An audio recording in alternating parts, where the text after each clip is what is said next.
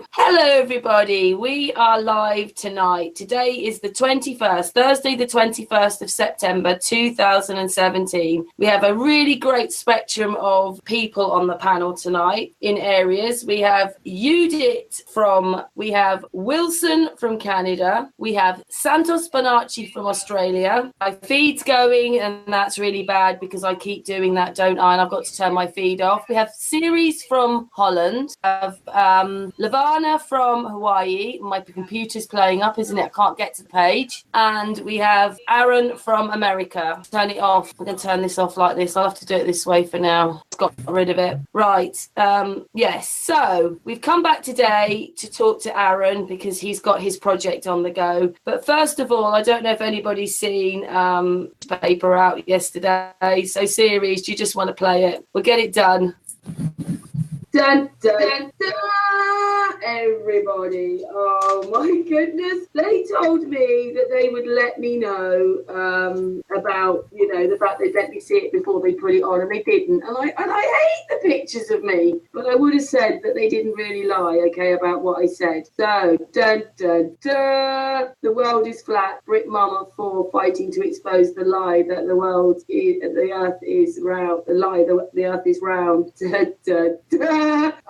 He wanted to look like that. Okay, that's the best picture of me. But there you go, Oliver Quickline. He was quite a nice guy when he came out, and there's Ceres' work there, and there's me holding a globe. Karen Michelle, 54, passionately thinks that the conventional belief that the world is a globe is a lie spread by NASA and government to control people. Yeah, I am a domestic cleaner, by the way, guys. The domestic cleaner, a mother of four, spends up to 15 hours a day spreading the truth. As a flat earth campaigner on her online blog, well, it's actually a YouTube channel and Facebook, but basically they haven't dished me on my words so far that I can see. Karen of Thatcher in Berkshire said, I feel I've got a mission now. My mission is to help the world to realise we're in a flat spiritual realm. That's true. I hate that picture of me. Oh my goodness. But anyway, people are waking up to realise the world is flat. It's starting. People are meeting in public places like a community. This time last year, you might have found one or two groups meeting up. Myth busted carries a glasswood to demonstrate a belief that the world is flat. This year, you find groups meeting up all the time in the UK. For some reason, it's really kicked off here. Karen believes the world is flat and is surrounded by a large expanse of water to the north and Antarctica to the south. She claims that the stars are only 15 miles up. They start 15 miles up. Whatever you can get in a P900 camera can only see 25 miles away. And if it's in focus in the P900 camera, it tells you roughly where they are. We have never been faced. Gravity doesn't exist. The Earth is at the centre of the universe. NASA and the world's governments know this in the 60s, but choose to lie to people to stop them exploring further, she says. The long-standing conspiracy theories become a flat earther 18 months ago after having a bet with her mate she could debunk her concept. Expose the lie, Karen shows her boyfriend. Whose beard is an antenna that works to catch the truth. Whoa, but after watching videos online, she was instantly convinced the world is flat. Since then, she's created Sun and Moon, a Facebook group, a YouTube group, which has more than 2,000 members and more are flocking there every day. Her videos gain that 10,000s of views each. She is constantly inundated with messages from fellow flat earthers and people wanting to learn about it. Look, I look crazy, she said. They are lying about going to space. They could have told us the truth when we were flat then in the 60s. They are lying to divert us away from the truth.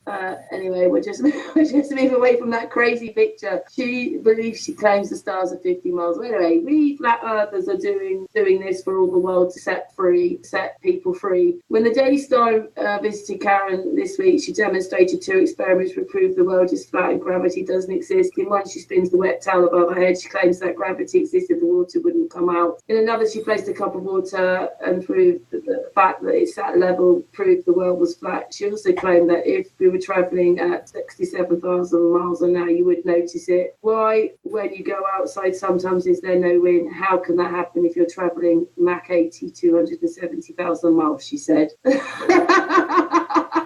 There you go, guys. We're in print in the newspaper. Hello, Series, in the newspaper. newspaper in the days are. Oh my goodness, guys.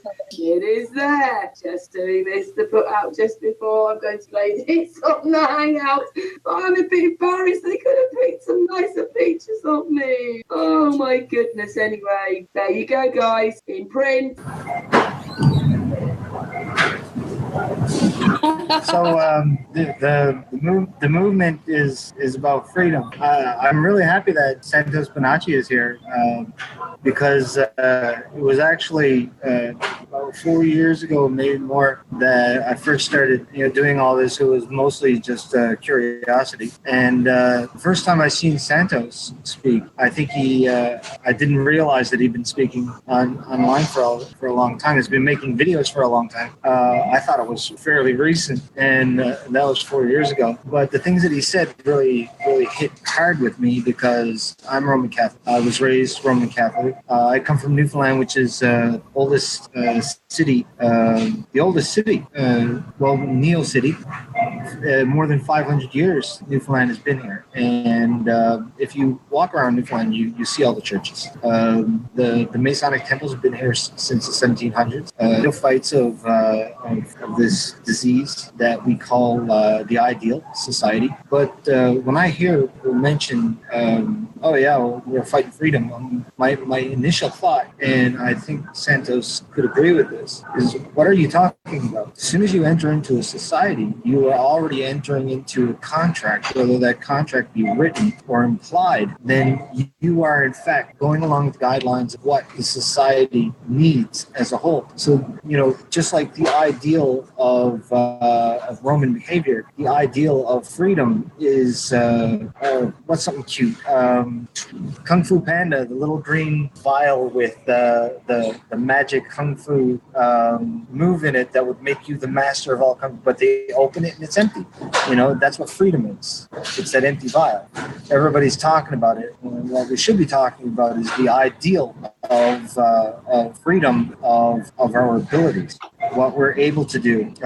Aaron was talking about the crypto cash. I've just given into the fact that every time I talk about currency and every time I talk about freedoms and stuff like that, people are oblivious to what it is I'm talking about. I'm not saying that these things are needed and that we might need a new system. What I'm saying is that the system that we're going by, it has a control behind it that, like with the monetary system, it's not a real thing. I tell people, if you want to think of your business as being successful, you have to think of money like chicken feed, and all your employees are like chickens. Now, you don't eat the chicken feed, but you give it to your employees. You give it to all your chickens, and they produce things for you that you need. Eggs, down feathers from chicks for products, or meat, however you want to look at it. And that's society in a whole. I mean, that's the simplest way that you can put it. And that is exactly what all that means. And the money, I don't know why people want to eat that chicken feed so bad. It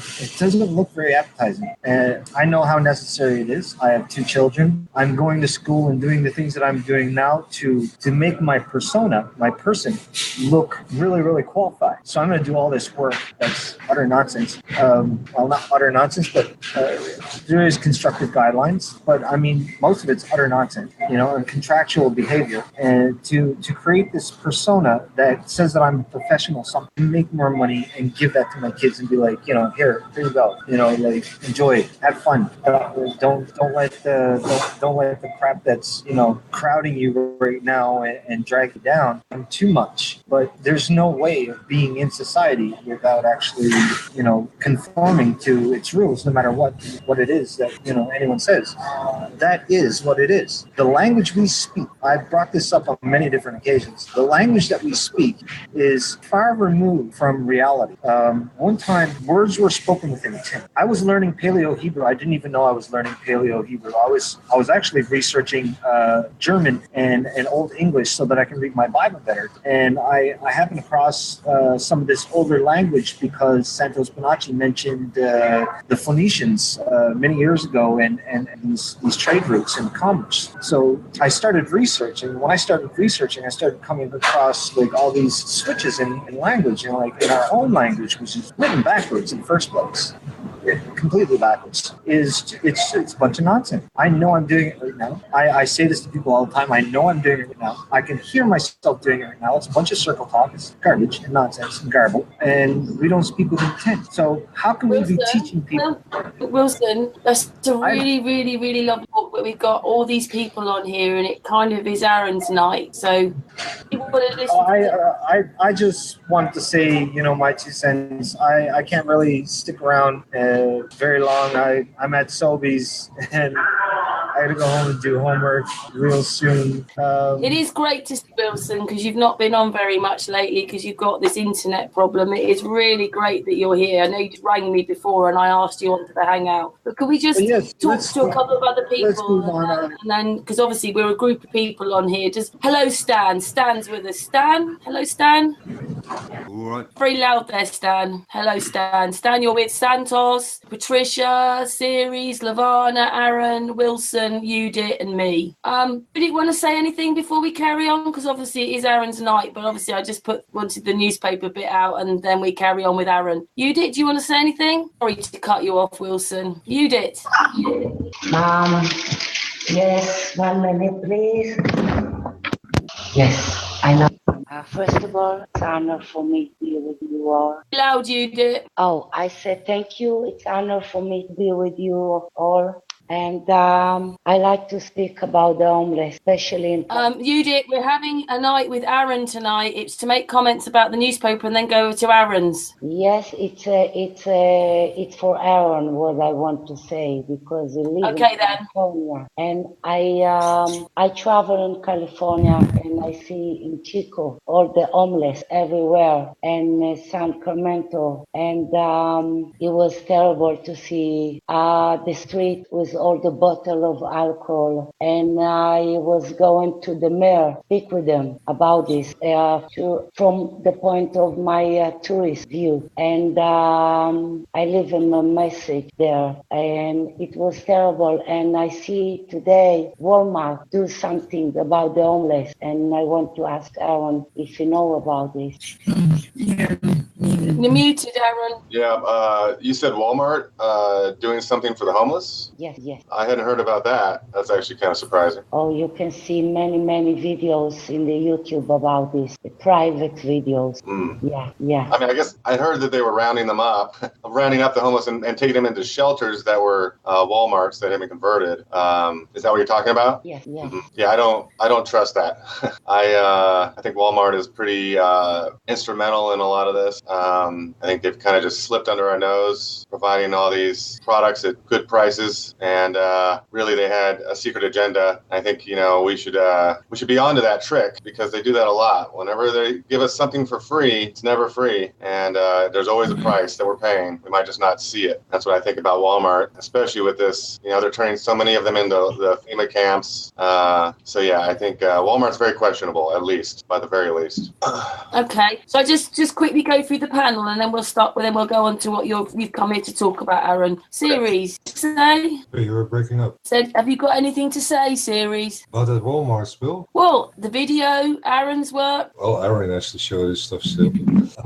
Yeah, the video. Yeah, it's funny how they actually kind of twist it, but okay. It's at least flat earth in the public. Yeah, at least it's flat earth in public. Yeah, and that Walmart stuff, I just posted a link in the chat about the program, what is actually happening in the background. Yeah, it's kind of sick stuff there, but okay. Patricia. Yeah. I like the news story, but the Star has got a bad reputation. But like Siri says, just getting the word out there, whether they think you're crazy or not, it doesn't really matter. That's not the main goal. The main goal is to let people know that there is a lot of other people that believe the earth is flat, and that's all we can do. We can plant the seed. That's about it. Patricia. Stan, I'm coming to you, Santos and Lavana. Stan? I think about the Walmart and everything. I've shown you all the videos, and that's definitely crazy what's going on out there. But that's a whole nother hangout, that is. Yeah, well, we've come here tonight. Aaron's got an idea about how to change things for the world, but we'll get around to that one in a minute. Anyway, nice to see you, San. I love that video last week, that 360-degree camera video. I love it. And the music, everything was perfect. So thanks, Stan. Nice one. Cheers. Thanks for sharing it as well. Oh, it's a pleasure, my darling. Santos. We'll get to Santos next. Hey, guys. Hello, Santos. How are you?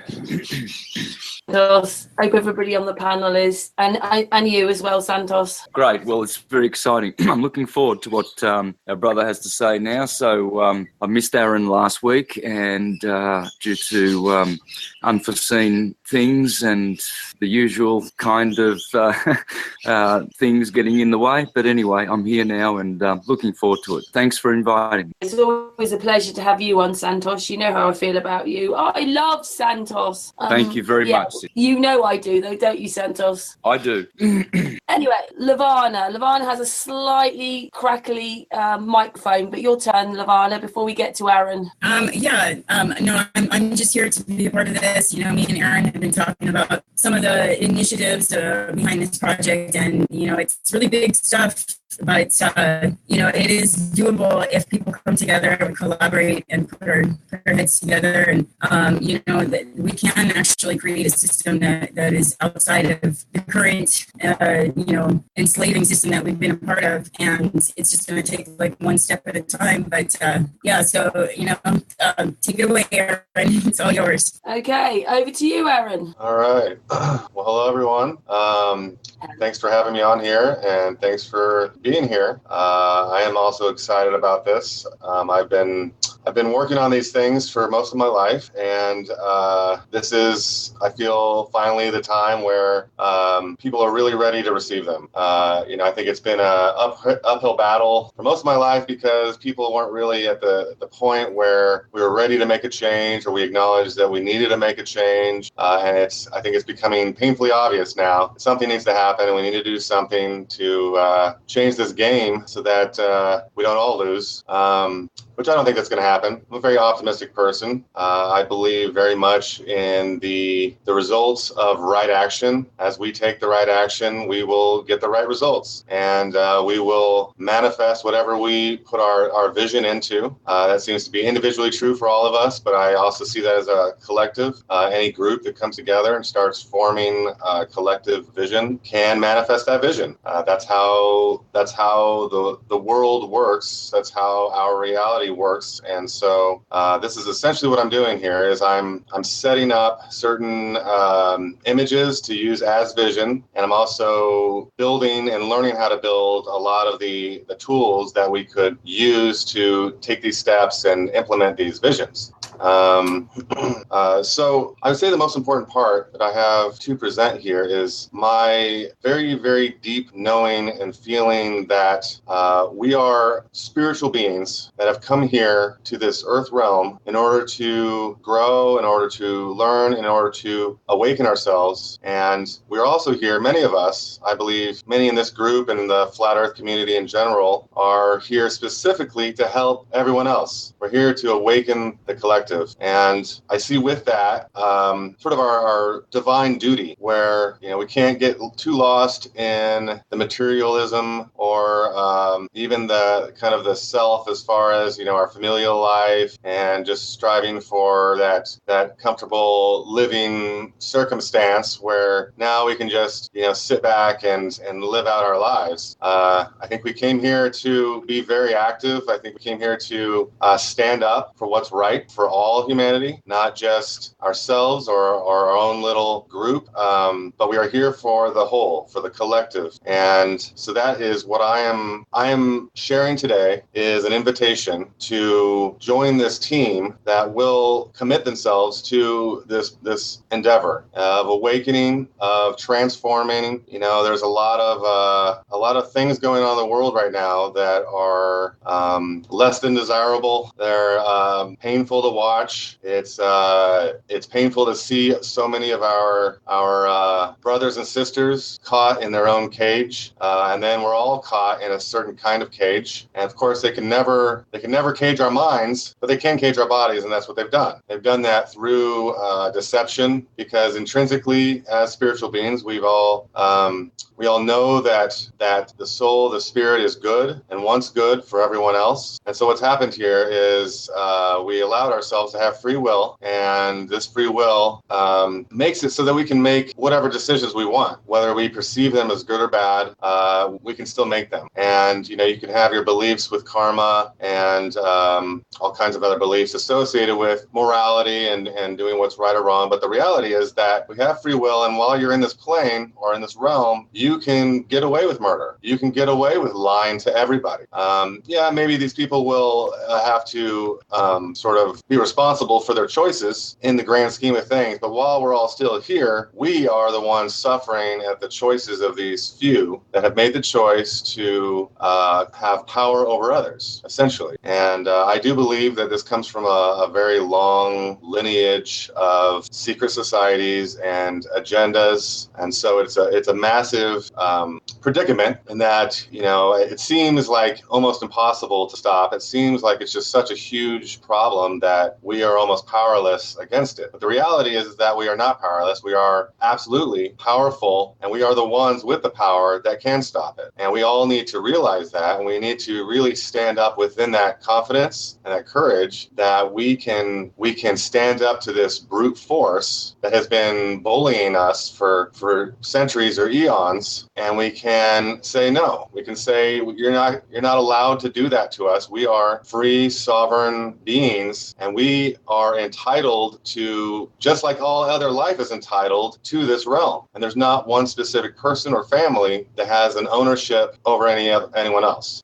And I think that's definitely my drive. That's where everything I'm doing comes from. And that's what I want to instill in people, and hopefully inspire people to really feel and perceive within themselves as this power that we all have that is intrinsic to our being. Even if we didn't have this body, we would still have this power. And that's what we really need to tap into and grow in our awareness of it and our confidence in it, so that we can stand up to these forces that have been trying to hide this from us. Because I would assert that this is the main thing they've been hiding from us. The earth being flat is secondary to the reality that we are divine sovereign beings that are infinite in our potential power. And if we even started tapping into that, then they're gone, and they know that, and which is why they're doing everything they can. They're poisoning us, they're killing us, they're feeding us fear constantly, so that we do not step into our power. They have been doing this for probably hundreds of years overall.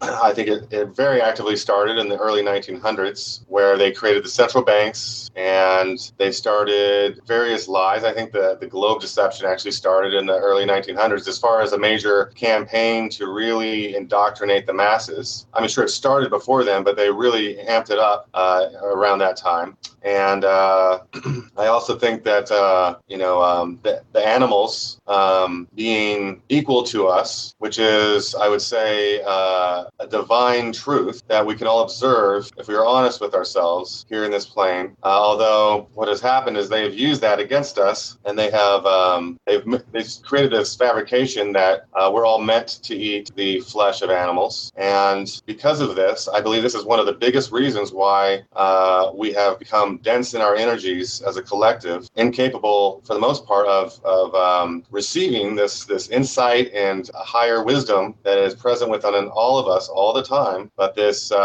essentially the undivine act of killing an animal and taking its life force against its will, even torturing it, is, there's a lot of karmic repercussions with that. And we really need to...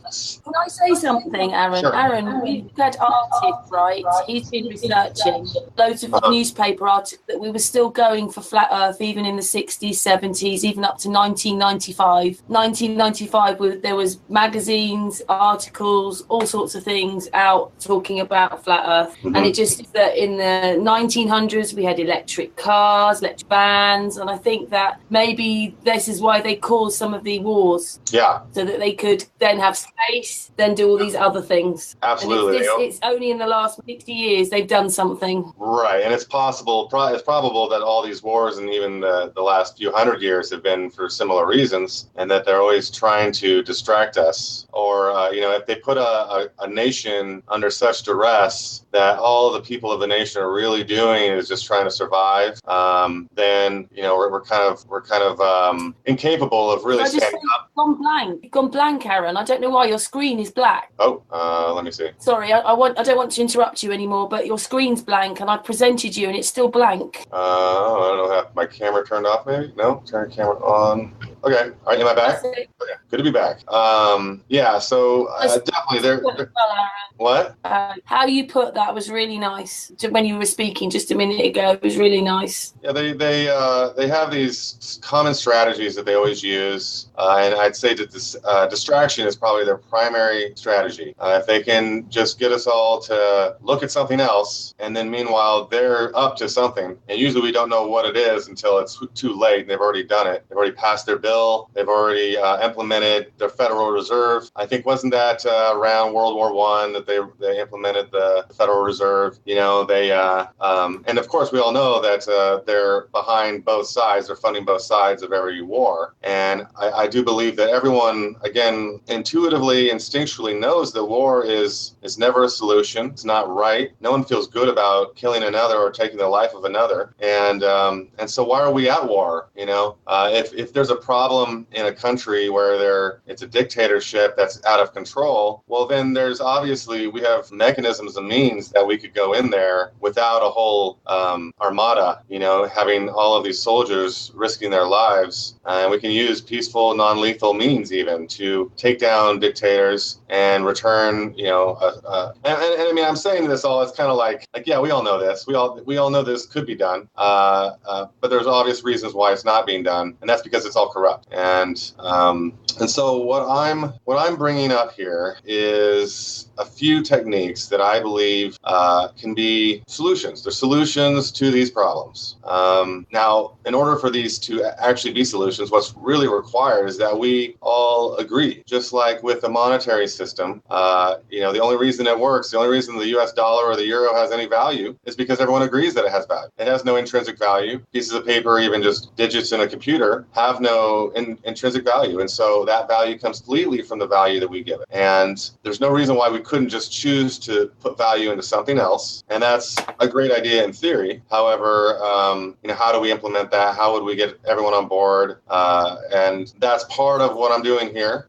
is setting up ways for us all to implement alternatives that would solve a lot of these problems. Everything has to start out in the beginning. We have to crawl before we can walk. And so that's why, I'm introducing these ideas right now to you guys. And I was actually just on Iron Realm Media last week, and I'm going to probably be back on there again talking about a lot of these same sorts of things. I'm really trying to connect, especially the main groups that are, flat Earth groups, because I see that we are some of the most awakened individuals on this plane.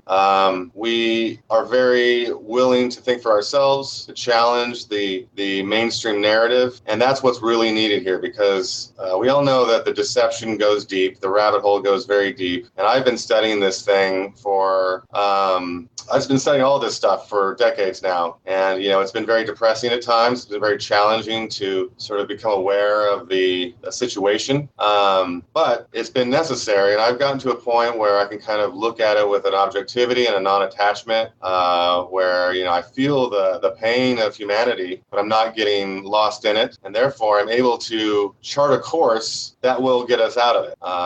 And this is the solution. This is really the solution, and it's actually, I want to emphasize how easy this is, because I know that a lot of you are probably thinking in your minds, oh, this is such a massive endeavor, to go against the central banks, to go against the status quo and the current totalitarian systems. And it seems like it's this huge endeavor, but here's the thing, is they are the minority. The ones who have been perpetuating those plans are the minority by far. The majority are the people who want good for the world. And because of that, it's easy. Because of that, all we need to do is create a central conduit that can go straight to the top. And when I say straight to the top, I mean straight to our divine source, our divine connection. And this is not religious, I'm not quoting any scriptures or any holy works. This is all confirmed by all of those holy works and scriptures. But really what it is through my own meditation, my own practice of yoga and divine union, I have come to the realization that we are that divine being, and we are each that. And it's kind of a dichotomy, it's kind of confusing, but it is the reality. And we will all, if we haven't discovered this for ourselves yet, we will all come to discover this one day.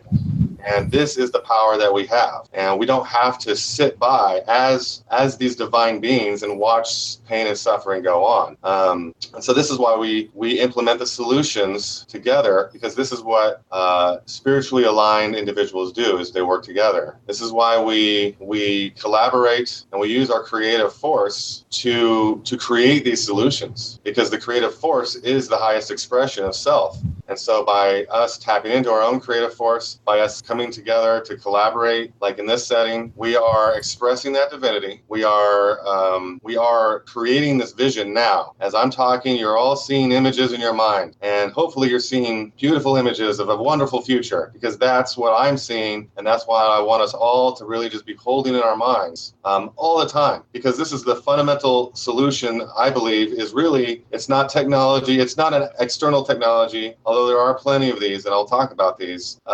It's internal. It is our own mind and our own ability to direct our mind. So the mind is this moldable manifester. Whatever we think will trickle through the layers, the levels, the planes, and come into this physical realm as manifest. This is how, this is the secret. But it's also what a lot of these elite, the real evildoers, but this is what they've been using. This is the technology they've been using. They've been using it very effectively to hypnotize an entire society. And the only reason that we are hypnotized is because we fell for it. And we allowed ourselves to enter the trance state and start getting lost in perhaps materialism or pursuits of material goals. And here we are. Here we find ourselves now in this situation. Whereas all we really need to do is start creating the mental images of what we want. And we start doing that together. And we start really expanding this group, expanding the number of people that are on this train. And we really be open and welcoming to all ideas, because here's the thing, is we don't know anything. We are completely in the dark right now as far as what is going on in this realm, in this reality. And we've been all trying to piece together. We've discerned that the earth, in fact, is flat and motionless. We've discerned that our government is corrupt, and that the monetary system is both illusory and also very corrupt. And so we've discerned these things, but then we wonder, like, what's reality? And the only way to really discover that is through the internal journey. By going within, we can come to the understanding of what this existence is. We can come to the realization of what my purpose is here in this reality. And so, Aaron, yes. Aaron, can I just say something?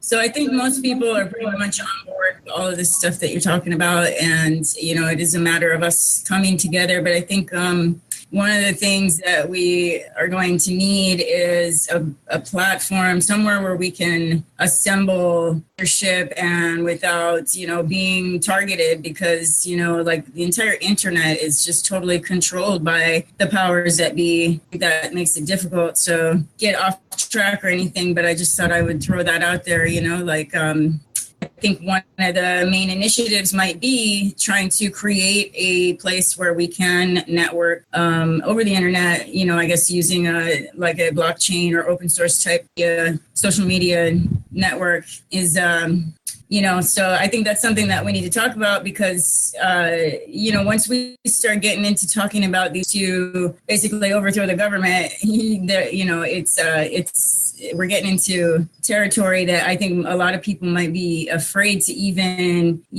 be a part of because of the repercussions from such a thing. So figure out a way where we can, assemble like in a safe place, if you know what I mean. Yes, I do know what you mean. I agree. Right now we're doing what we need to do. Like we're using Google Hangouts to have this hangout because it's what we have available.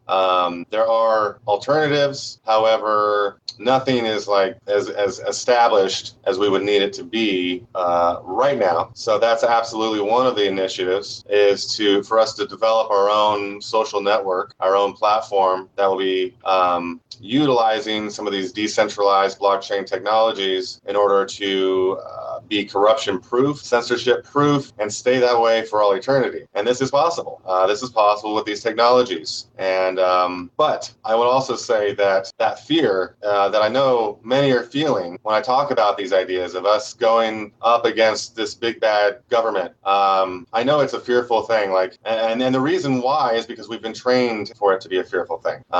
It doesn't need to be. And that's why I'm really trying to emphasize how easy this is. There's more of the so-called government that wants this very transition than that doesn't want it. And because of that fact, we can use them. We can appeal to them. And we don't have to go through the current government's system of changing the government. We can instead create alternatives and create a collective that will act as the authority. Because right now what's happening is we've got all of these divine beings, billions of them, that are just giving their authority away to these governments. And the reason these governments have the power is because we're giving it away. And I know it's not an seemingly easy thing to do, to just give it up. But this is what needs to be done. And not until this is done will we really make change. It'll be very slow until we really stand up together and say, hey, we're not going to be bullied anymore. We're not going to let these people who obviously don't have our best interests in mind, who obviously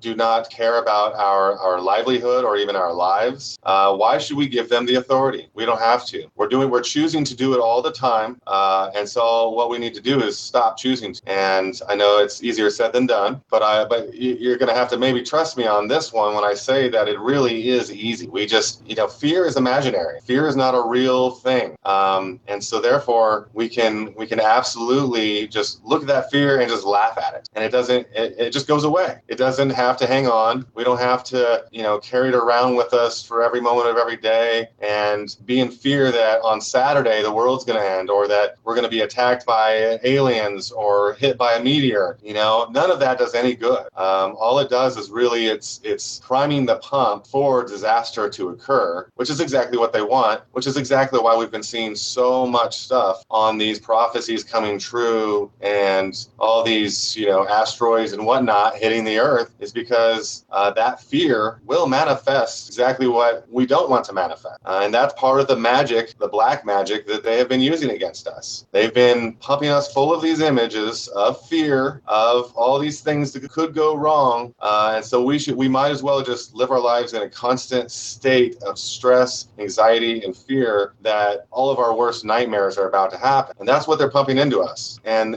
really, the remedy is simple. We just stop feeding. Sorry, Series, what did you say?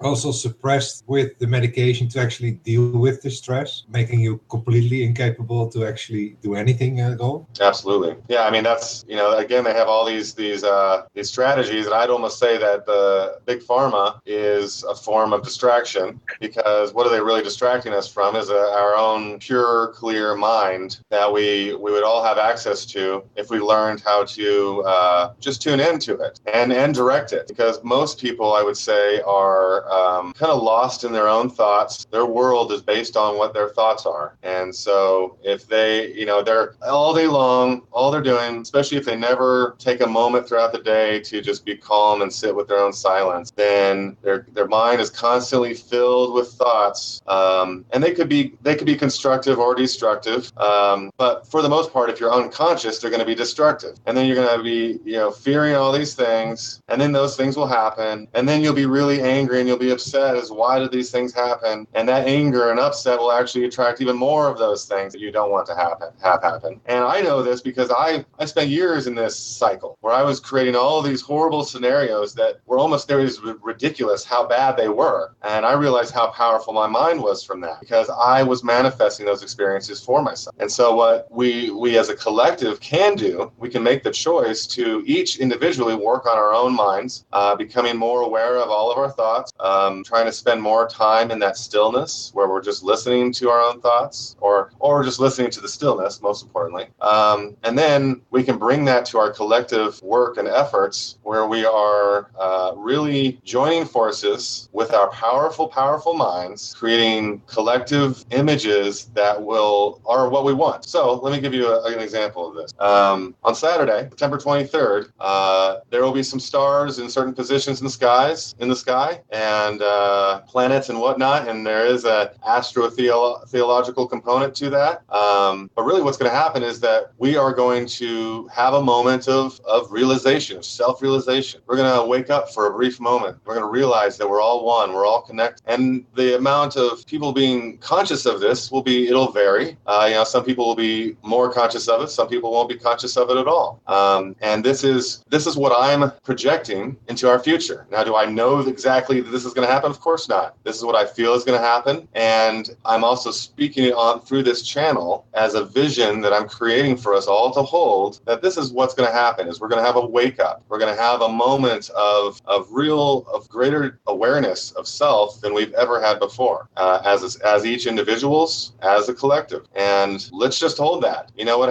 If something does happen on Saturday, it doesn't matter because we put so much energy into holding that vision that it very much downplayed the energy of whatever might happen. But nothing's going to happen. And I don't even want to put any more energy into this negativity of like even nothing's going to happen, because no, what is going to happen is we're going to have a moment of awakening, and that's what we hold, and we all hold this. And everyone who is here now and everyone who is watching this, hold that vision, and not just till Saturday, but all the way through until we're done with this, until we have realized a utopian Earth realm. We're not done holding that vision of what we want to see. It is important that we're aware of what's going on, and so we're aware of the atrocities and crimes of NASA and the various federal organizations, and we need to be aware of that, and we need to form sort of bodies of evidence to make a presentation to the all-powerful people that are truly ruling this world, which is us. But we don't need to get lost in the negativity or the fear. These are just a bunch of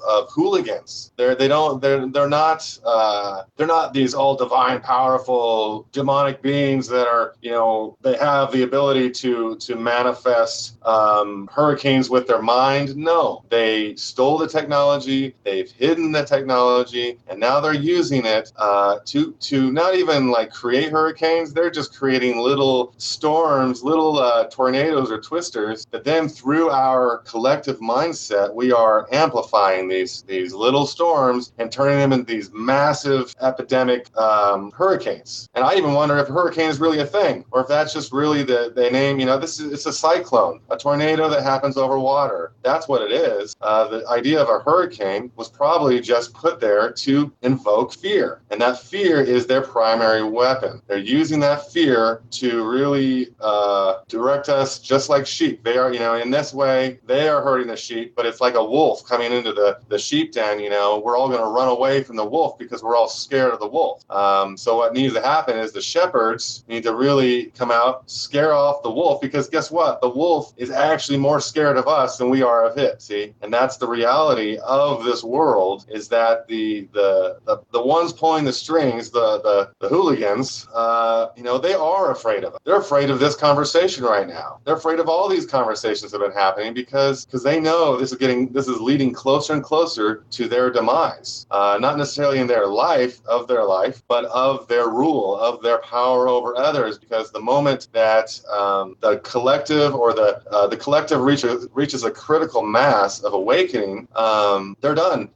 They will be overturned immediately that moment. Because here's the reality: is time is an illusion, and so to think that it's going to take all this time for us to make this changed. No, like we could literally, if we could just make a shout out to all 7 billion people, say, hey, let's do this right now. You know, it's 4 o'clock Pacific time. Let's do this.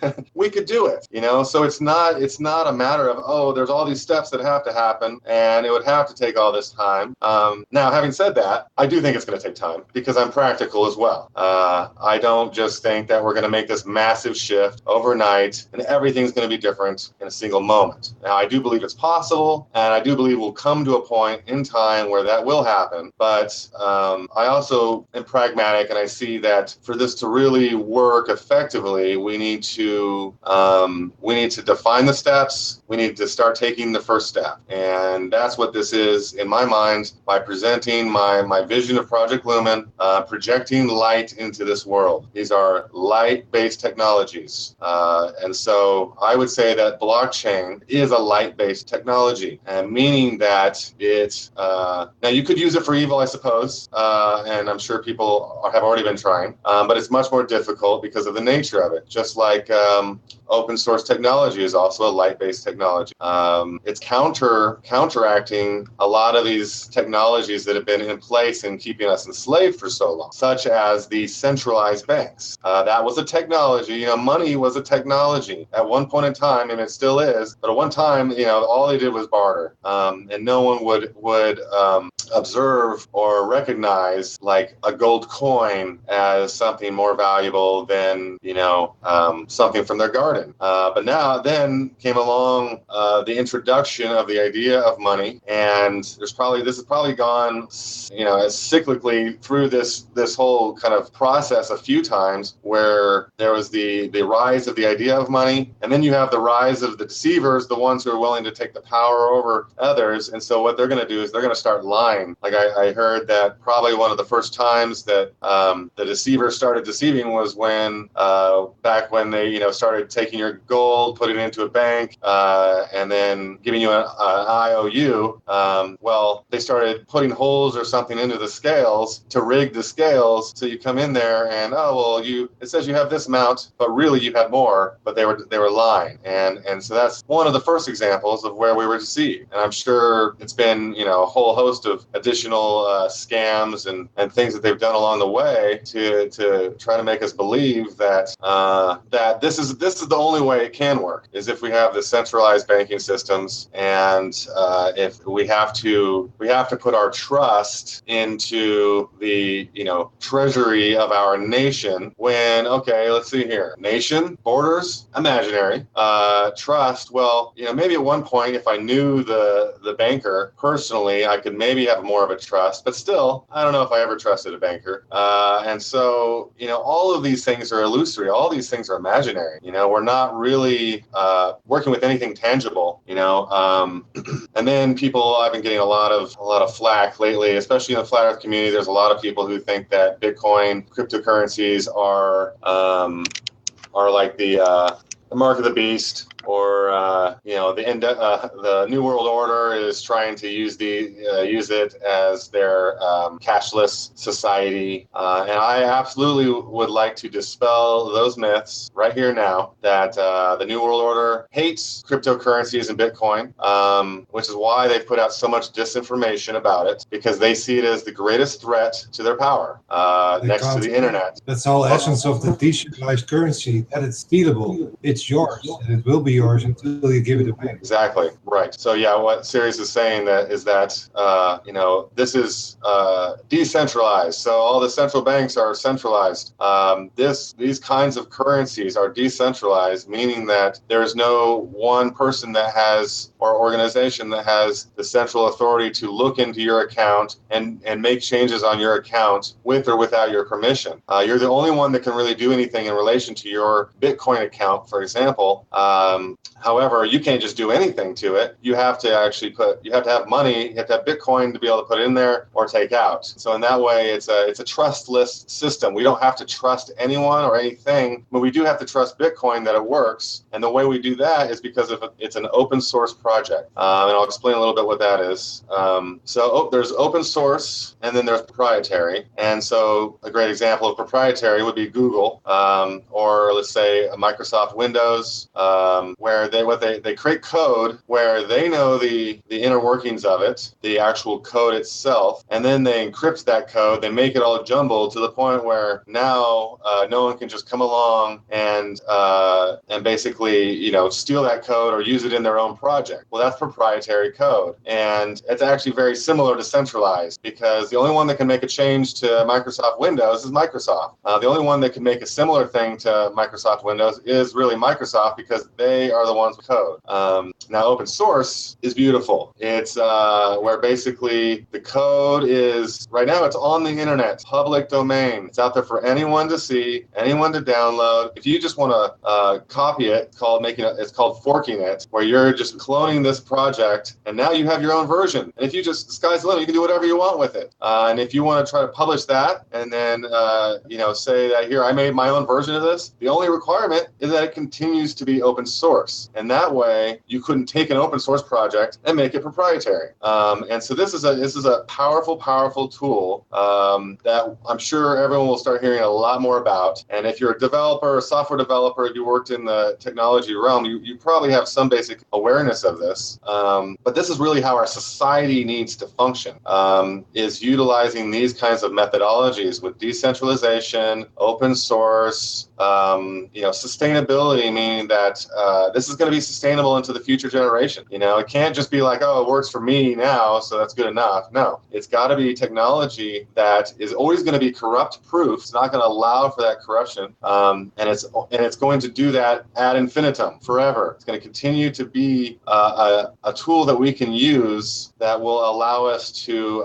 not have to blindly trust anyone, because at this point we can't. We've seen from history that fundamentally we can't just trust authority. And so what we need to do is we need to trust ourselves, and we need to work together to the point where now we've created an entity or an organization that is part of the public domain. It's owned by the public, but it is also a collective of certain individuals that the public has decided are sort of worthy and trustworthy enough to at least help direct the ship. And that would be in certain details about like specific activities, endeavors that we go on, what initiatives do we exactly do, and how do we do that, and who's involved. And there'll often be kind of managers or leaders of various initiatives that will be then passing on, you know, various tasks to whoever is appropriate for, whoever has the skills. And in this way, it's a very voluntary system where we are voluntarily performing the tasks. We're voluntarily becoming a part of this organization. We're voluntarily voting on various things, and the leaders are all voluntary. And then if someone does something that violates that trust, then they are no longer a suitable leader. And we need to, you know, rather than 4 years, okay, so we have to wait 4 years before we get rid of that leader. No, you know, we do it as soon as they violate the trust. And we have enough people that are in this circle, let's call it a circle, that would have actual checks and balance place. You know, it's not just these three branches that don't really effectively keep each other in check anymore, but instead by having an equally round circle of people that are now all on the same level, we keep each other in check. We keep each other honest. We keep each other trustworthy, and we identify anything that seems fishy. And this is how we can run Project Lumen, but this is how we can run everything as well. And so this is a viable, and this is what I would say is really the essence of the decentralized autonomous organization, which is called the DAO, which I love that name, which is was built originally for Ether or Ethereum, which is a great project. And it's a great example of it is a centralized company,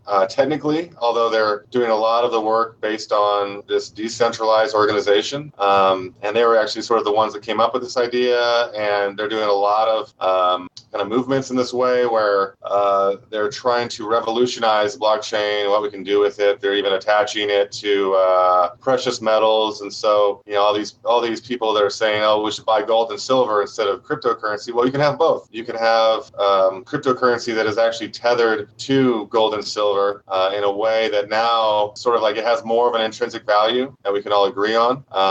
And Ethereum, well, you know, I think it's totally ironic that Ether just popped up, and that's like the whole issue with flat Earth. You know, is that it all revolved around this supposed Ether, right? And in the late 1800s, everyone knew there was an ether.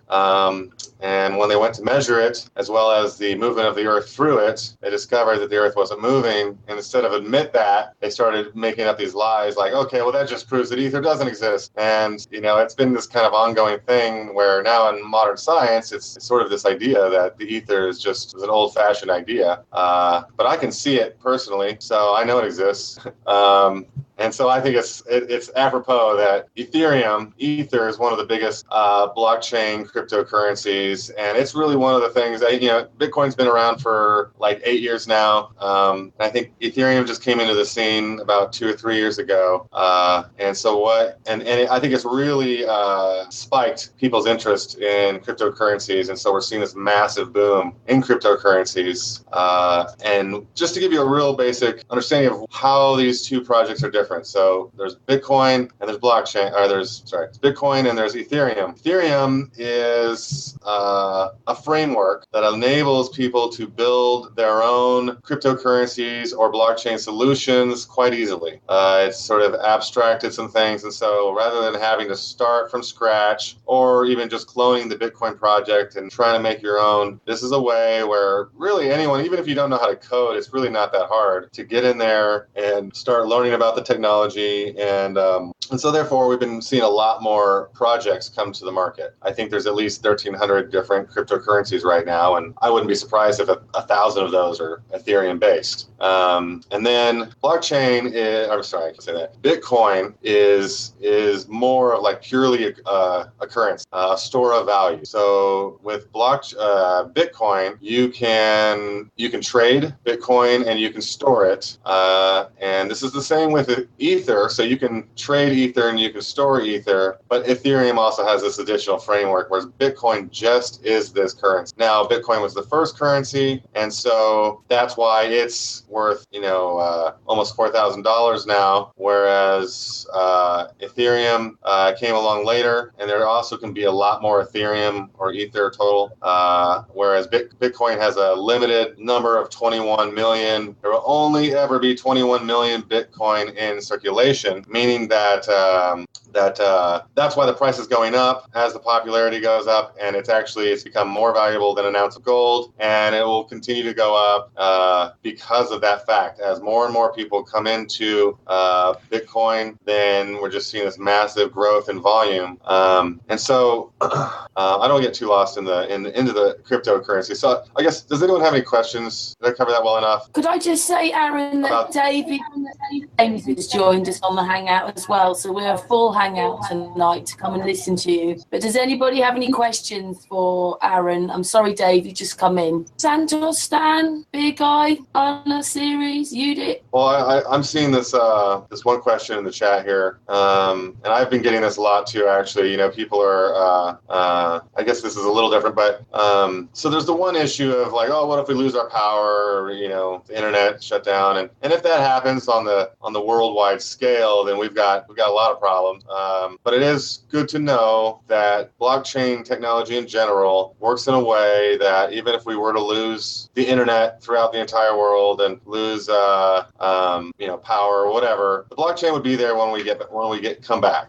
So everything that we had would still be there. It does require the internet and all this, and so that's one issue that I've heard come up a lot. So I just want to kind of dispel that. And then there's another question here about the right to create our own wealth. They didn't want us creating our own wealth in the first place. That's why they're trying to start imposing regulation on cryptocurrencies and Bitcoin. They actually, I think until, what was it? Maybe the 50s or somewhere around there. There was a period in time in the U.S. where it was actually illegal to have gold, and so it required some initiatives to remove that law so that we could actually own our own gold. And that required something. However, cryptocurrencies, good luck. They can't do it. They can't regulate it, really. They will never be able to. The only way they would be able to control it is by shutting down the internet, the centralized internet. However, a lot of these technologies as well have been working on that problem. They've also been working on the decentralization of our power grids. And so, this is just coming to the reign is coming to an end. This is a solution that's going to work. work. They hate it, but they know it. And that's why just recently, this last week, the CEO of JP Morgan goes on public television, or maybe he just made a public statement where he said that Bitcoin is a fraud. And, it caused everyone to freak out. The price plummeted, I think, like 20%. And this does happen. And this is the war that we're in. But then you know what happened that evening when it dropped to its low, or maybe the next day when it dropped to its low? Guess who bought the most out of all the banks? JP Morgan. They bought the most Bitcoin. They bought it at the dip. They manipulated the market. They manipulated the masses to get them all scared and afraid that Bitcoin wasn't a viable technology. And fortunately, we still had all the people that were holding it because they believe in it. And that's the real strength that Bitcoin has, is that because it's worth so much money right now, that just shows us how much people believe in it. That shows us the value that people are putting into it. If you're willing to buy a single Bitcoin for $4,000 and then just hold on to it, and then even if that price drops down to $3,000, you're still going to hold on to it because you believe in it. And it's not about the instant gratification of having this money to be able to buy things, but it's about the altruistic image and having the integrity and the vision to create a better future for ourselves. That's why people are buying Bitcoin and holding it. And I would say the majority of people are sitting on it in that way. And then many of them have become so wealthy that they're actually now able to take action and do initiatives based on that wealth. But of course, even more so now, they're even that much more committed to holding on to Bitcoin and sticking it out whatever happens. And so it's good to see that like things can happen. Even like there was all this stuff and there's all this regulation happening in China right now, where they actually literally outlawed the exchanges in China. And they're getting really strict, really phase the masses as much this time, because it's like the boy who cried wolf. We've heard this all before, and it keeps on happening. They keep on trying to do things and trying to regulate, and so I observe that this situation is changing, in that people are growing in confidence that we have the solution already, and it's just a matter of time before it becomes the full-blown solution. And if we really look back at the stock market crash of 1929, I believe, that was a prime example of where there was market manipulation. I believe it was Rockefeller who created all this fear, all this doubt, uncertainty about the markets, and then the stock prices plummeted. And when it did, he bought everything, and that was how they came into such great power. And because somebody had sold out everything because of their fear, they thought, it's dropping to zero, which it never happens, by the way. But that's what they feared. So they thought they're going to lose all their money. So they sold out at horrible prices, and that created a mass depression, not just for the U.S. but for the world in many ways. And so we could see how they play these games, they manipulate the markets, and we've suffered for it in the past. But now we can observe that we're getting smarter as a collective. We're seeing their games, and we're not falling for them, not close to as much as we used to. And they're upset about that, because that would have been their only way to turn this around for themselves. If they could own even half the Bitcoin, then they could potentially hack it. But they would never will be able to, because there's so many people that would not sell their Bitcoin. And so I think what we're really witnessing here is a shift, whether we as researchers or flat earthers or whatever we call ourselves want to accept cryptocurrencies and Bitcoin as a new or a good idea or whatever. It already is. It already is in the main. It's becoming the biggest new thing, and it's gonna just pick up speed. It'll be $10,000 per Bitcoin before we know it. It'll be $1 million per Bitcoin before we know it. And so think about that. Do that math. And I'm not trying to pitch an investment opportunity here, although it is. But more, I'm saying, and I guess if I'm going to say that at all, I should say, do not invest anything more than what you can afford to lose. Just so everyone knows that key important fact. But really, what I'm presenting here is how this is a viable solution for us to start using right now as our medium of exchange, as our tool, because now it's not just a currency. Blockchain is many technologies that can allow us to create a social network that is completely corrupt-proof, censorship-free, and decentralized. We can create a new science that is based on the gradual discernment of truth, based on logic and reason. And so we can bring in all the evidence. We can have discussions. We can figure out what are our findings from all those discussions and the critical thinking that we're doing. And then we put that into a sort of database of, here's all the experiments, here's all the evidence, here's all the information, here's all the discussion. Everything starts going into a database that the truth is starting to be revealed on a very solid, tangible way that we in general, it's like in our own search for truth, we have to be honest with ourselves about maybe lines of reasoning, whether they really feel true or not, or I saw this over here, and what does that mean in terms of what I previously believed? We usually have to be honest with ourselves when new information presents itself or when we have insights. And this is true, but what's happening is we're each doing that. We're each having to sort of reinvent the wheel and start from scratch with our own discoveries. And so whenever someone comes onto the flat earth, they each have to go through that same process of ridiculing it and then maybe slightly looking into it and then looking into it more and then spending, 3 months of not sleeping and doing nothing but looking into it. And then getting to the point where you're kind of bored about talking about it because you just know it's flat, But I couldn't ever expect, and I wouldn't ever expect anyone to just go straight to the part where they just know it's flat and that's it, because now they haven't done their own research. They haven't gone through the process of opening their own mind, challenging their own self, and then being really fundamentally honest with themselves. And so this is, again, another way to use a trustless system where we don't have to just trust someone is telling us truth. We can create a system that makes it so it's extracting the truth, and it's doing so based on our collective efforts. And so now when someone starts on this journey, they have somewhere to go where here's all of the evidence, here's all of the thinking, the lines of reasoning, and they still have to go down that path themselves, but now they have a head start, and it's going to take them much less time to traverse that path. And so these are just a couple examples of what we can do with blockchain technology. But then really I would even like to take it further back to what I was originally talking about our intrinsic divine nature, where we are each a sovereign divine being intrinsically, and will always be. Even if we are not these bodies, we will still be that. And how do we represent that in this realm in a way that we can all agree on? So if you guessed it, that's right, it's blockchain. Blockchain will allow us to actually protect that sovereign right. It'll allow us to have a system, a solution that can be in place that will then always be in place. This is like stone. We can create something that is like writing this out, this decree, this sort of constitution into stone that will always be valid. And whenever someone has a question, they'll come back and they'll have to just, look at what we wrote into the stone and remember. And I often wonder if this isn't what the Egyptians were doing when they were literally writing their things into stone. They were trying to tell us how to not get lost through these power structures and the corruption of the ego. But then we've misinterpreted it all and probably been fed a lot of disinformation about it to the point where, now we just think that they're ancient aliens and they came along and that's why we see what we see.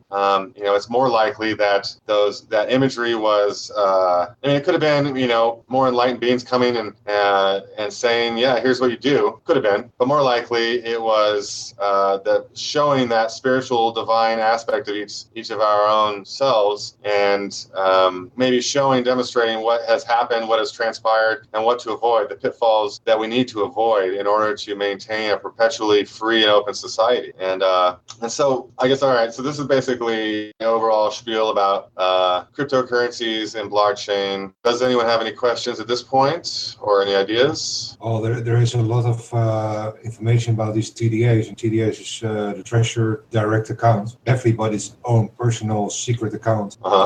Point is a bit what I see is what the big guy tells.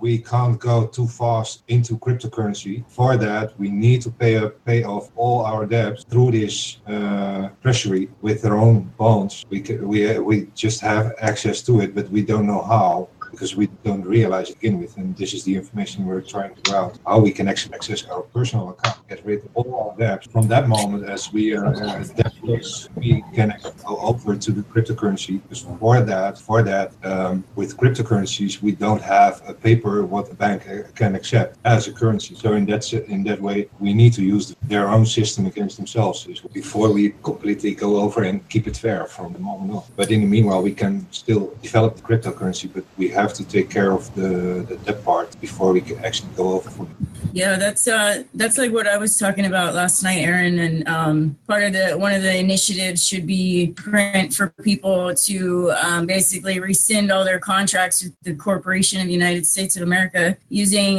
There's a lot of websites and YouTube channels out there that talk about basically using their system to turn your birth certificate into basically it's a bond, so you can like turn your birth certificate into the United States Treasury and have all debts cleared, through, I guess there's like a process of the UCC1 commercial code registration, something along that line, along those lines. Yeah, I think that's what you're talking about, right, Sirius? Basically being a way to clear all debts and disconnect from those contracts that we have as U.S. citizens. Well, if not for you, I mean, you're not in the United States, but I think for people in the United States, process that you definitely have to play by their rules, and you have to, file certain paperwork with the system. But I don't know too much about it, but I've been looking into it recently, and there is options though for that. Yeah, it's the A4 fee is to discharge from the TDA, and the discharge is especially for the debts. And if you ask me, the state is actually using this on our back without us knowing it, actually faking their own ownership in that sense. And while we are the owners, in a way, lending the money, but then not spending any penny on us, and we have to work in the meanwhile to pay that particular debt while they spend the money. And that's the whole thing here. Nobody realizes this, that they're worth literally billion. So someone who had 3 bonds of 33 million each. Well, that's practically $1 billion, and that was on his name. And yeah, I guess there are several million people with so much money on their name. Unbelievable how much money that is. Yeah, your birth certificate is an actual bond, and they trade it on the stock exchange, and it is worth money. And there's people that have actually done that, like where you can turn it in and basically say all debts paid in full with this document, because it's written on bond paper. Exactly. It's your signature and the bond paper what makes it actually a negotiable paper, but negotiable asset, because only of the bond paper and your signature, and that's how much worth your own signature is. That's why they always ask your signature, not to identify yourself, but to actually give them the power to use it, cash in on your signature. That's how checks seem to work as well. You make actually money from the check by filling it in, what the amount is, and your signature. That's the promissory note itself, and it's cashable through the one who gets it. Yeah, basically that's what they did with the national debt or whatever. These countries are in debt to the central banks, and the actual wealth comes from the bonds created through those birth certificates. So the people are actually the commodity behind that debt. And most people don't even understand or realize that they're worth billions of dollars. So that is definitely, I think, one of the things that people really need to look into is using their system to dispel all debts and basically rescind those contracts and say, hey, I'm not a corporate fiction. I'm not this, this entity that you engage in commerce with, because basically that's what it comes down to. But there's so much to learn. It's all about maritime admiralty law, yeah. And I know Santos knows a bunch about that. I think he can fill in a lot there. Yeah, maybe Santos can say something now. Santos. Well, until he comes back, I'd like to address that. This TDA thing, I've seen some things about it. I'd like to say something. Oh, go ahead, Judith. Yeah. Judith's going to say. The idea that you said that power is in our hand, this is a great idea that people doesn't know. They doesn't think about this. And this is powerful. This is creation. And the details will come. It's like the dominoes. Everything will change. Yeah. Yes, thank you for that. And I see that is the case with this TDA thing as well, because, first of all, there's an example of how, our value has already been millions of dollars, each individual's. And they've known this, and they've been keeping this a secret from us. Meanwhile, yeah, they're probably making all this money off of that. They're probably trading our own certificate in a way. And so again, it comes down to, like, this is actually still an expression of us giving our power to them. If we say that if we're going to pay off our debts first, we're giving them the authority. We're saying that we acknowledge that their money system was ever valid, which we don't do. We are participating in it right now because we have to eat and we have to have shelter and all that. But that doesn't mean that we endorse their system of slavery. And we need to be really standing up within the freedoms and rights that we can right now.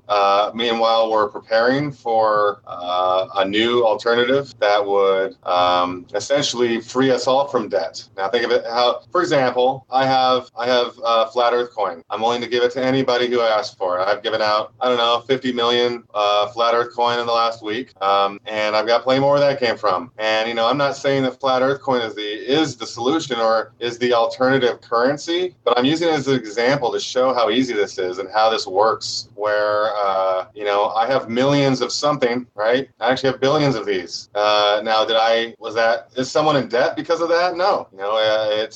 It's part of how this system works, and that's how real the fiat money is as well. It's not real. It's all imaginary, and debt is even more imaginary. Debt is completely imaginary. There's absolutely no such thing as debt. It's all in the minds of men that are trying to have power over others, and so by not even acknowledging that debt, we are lessening some of their power. And again, there needs to be a transition. It will take some time. We can't just do this overnight, although we could, but we probably won't. So we need to find these middle steps, which maybe one of the steps is to take care of our own debt individually, and maybe start taking care of some of our national debt. But honestly, I think once we get to that scale of things, I think it becomes very disempowering for us to think that we need to pay off the debt of the United States mafia. That wasn't ours to create. Who amongst us voted that we wanted to spend $600 billion this year on a military budget when Russia is only spending $40 billion? Who amongst us wanted to give NASA $20 billion a year, or to go to the moon, or all these things? This is not a democracy because we're not voting on these things. These are all decisions that are being made behind closed doors without our permission. And here we are having all these meetings and all these things that we're doing that are expressing that we do not agree with these criminal organizations. We do not endorse them. We do not acknowledge them as federal. And really, I don't even think we should acknowledge federal as federal anymore. I think we should just acknowledge that we're all the human organism that's all together in this. We are all on one plane. We are all together. There's no such thing as a nation or a border. There's no such thing as debt. There's no such thing as fear. All of these are all imaginary, and they've been perpetuated upon us, and we have taken it. We've allowed it to get to the point that it's gotten to. Here we are. What are we going to do about it? I'm proposing some things, but I don't have all the answers. But I'm absolutely willing to. This is my life's purpose, right here. And I don't want to live in a world that is either just if it's going to be full of this much chaos and corruption, then my life's purpose is to change that fact. If I weren't like that, then I wouldn't be in this world. Because ultimately we're meant to live in a beautiful earth realm where we are connected to nature and we're living in harmony with nature, and we are not destroying it. And I think at this point, she's not gotten rid of us yet, but yeah, she will if we don't really stand up and start doing what's right.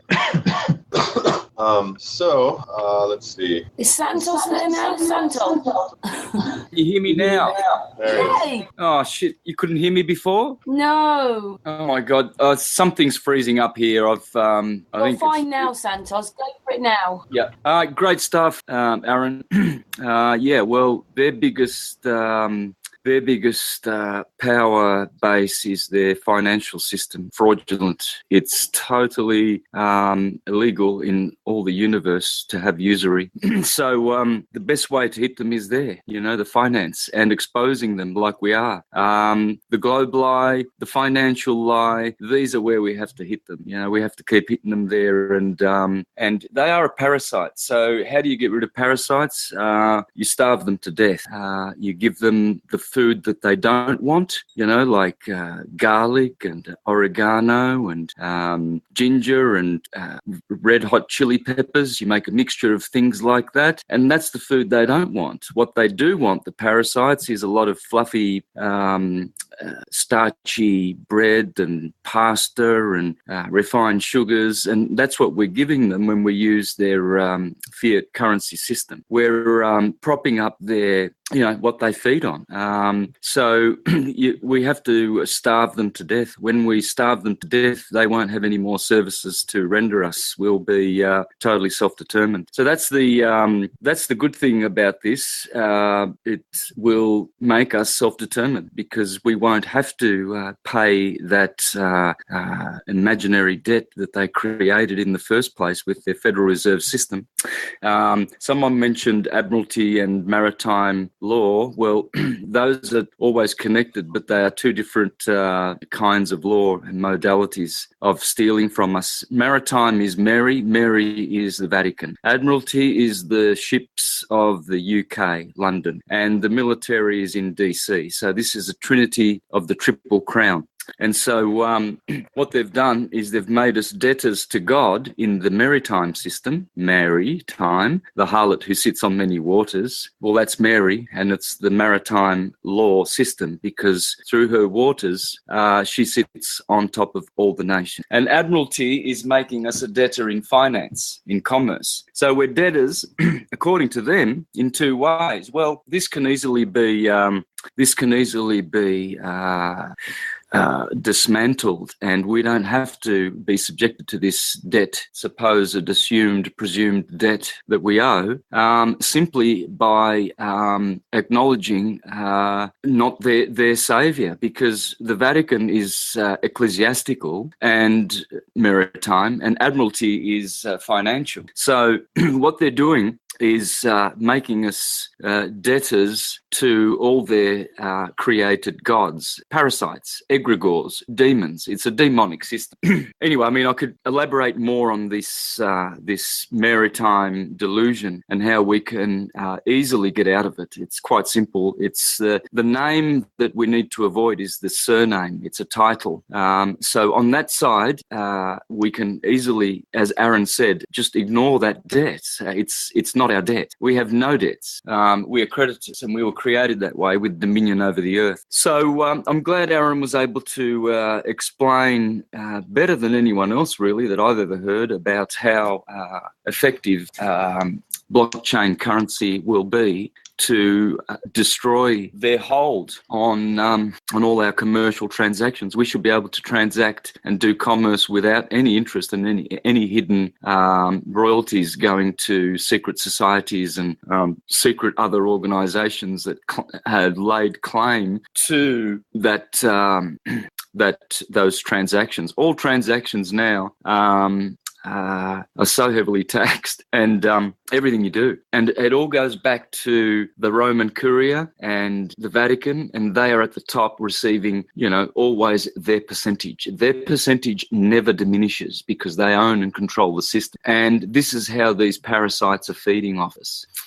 So they are getting fat, the fat cats, through wars and plundering our trusts, our national trusts. You see, the national system is the true system. It's de jure. The country system is the de facto system. And countries are on paper. Nations are on the land. And we are on the land, and we are free men, and we stand on the land. And our way of reclaiming our right to stand on the land is by not using the surname. It's a title, Mr. BONACCI. Mr. is a title and the surname is a title. So my full and lawful given Christian name is Santo, no more, no less. And so that's the name that's on the land. That's the living man who lives on the land. BONACCI is a person who lives on a country corporate paper system. And this is how the pimps and pedophiles at the Vatican are drawing away about probably more than 50% of our energy now. It used to be 10, the tithing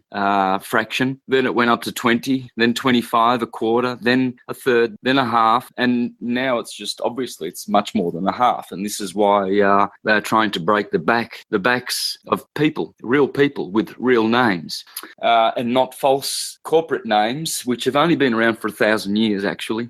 So that's the nexus, the financial and the ecclesiastical noose that they have around our neck. We have to break both of those, and this obviously appears to be a financial way to do that. I mean, I don't know of any other ways that I know how to work. Other people's have worked them. Other people, for instance, accessing the Treasury bond, the true de jure national account that is created through the live-born record. That's a record, not a registry, whereas the birth certificate registry, that's all about the birthing of a person, not the born status of a man or woman. So some people know how to do that. They know how to access their treasury bonds, and they're already paying off all of their expenses because they're clever and they've done their research and they know how to use the system against them. Whereas the financial approach of blockchain currency is definitely their enemy. So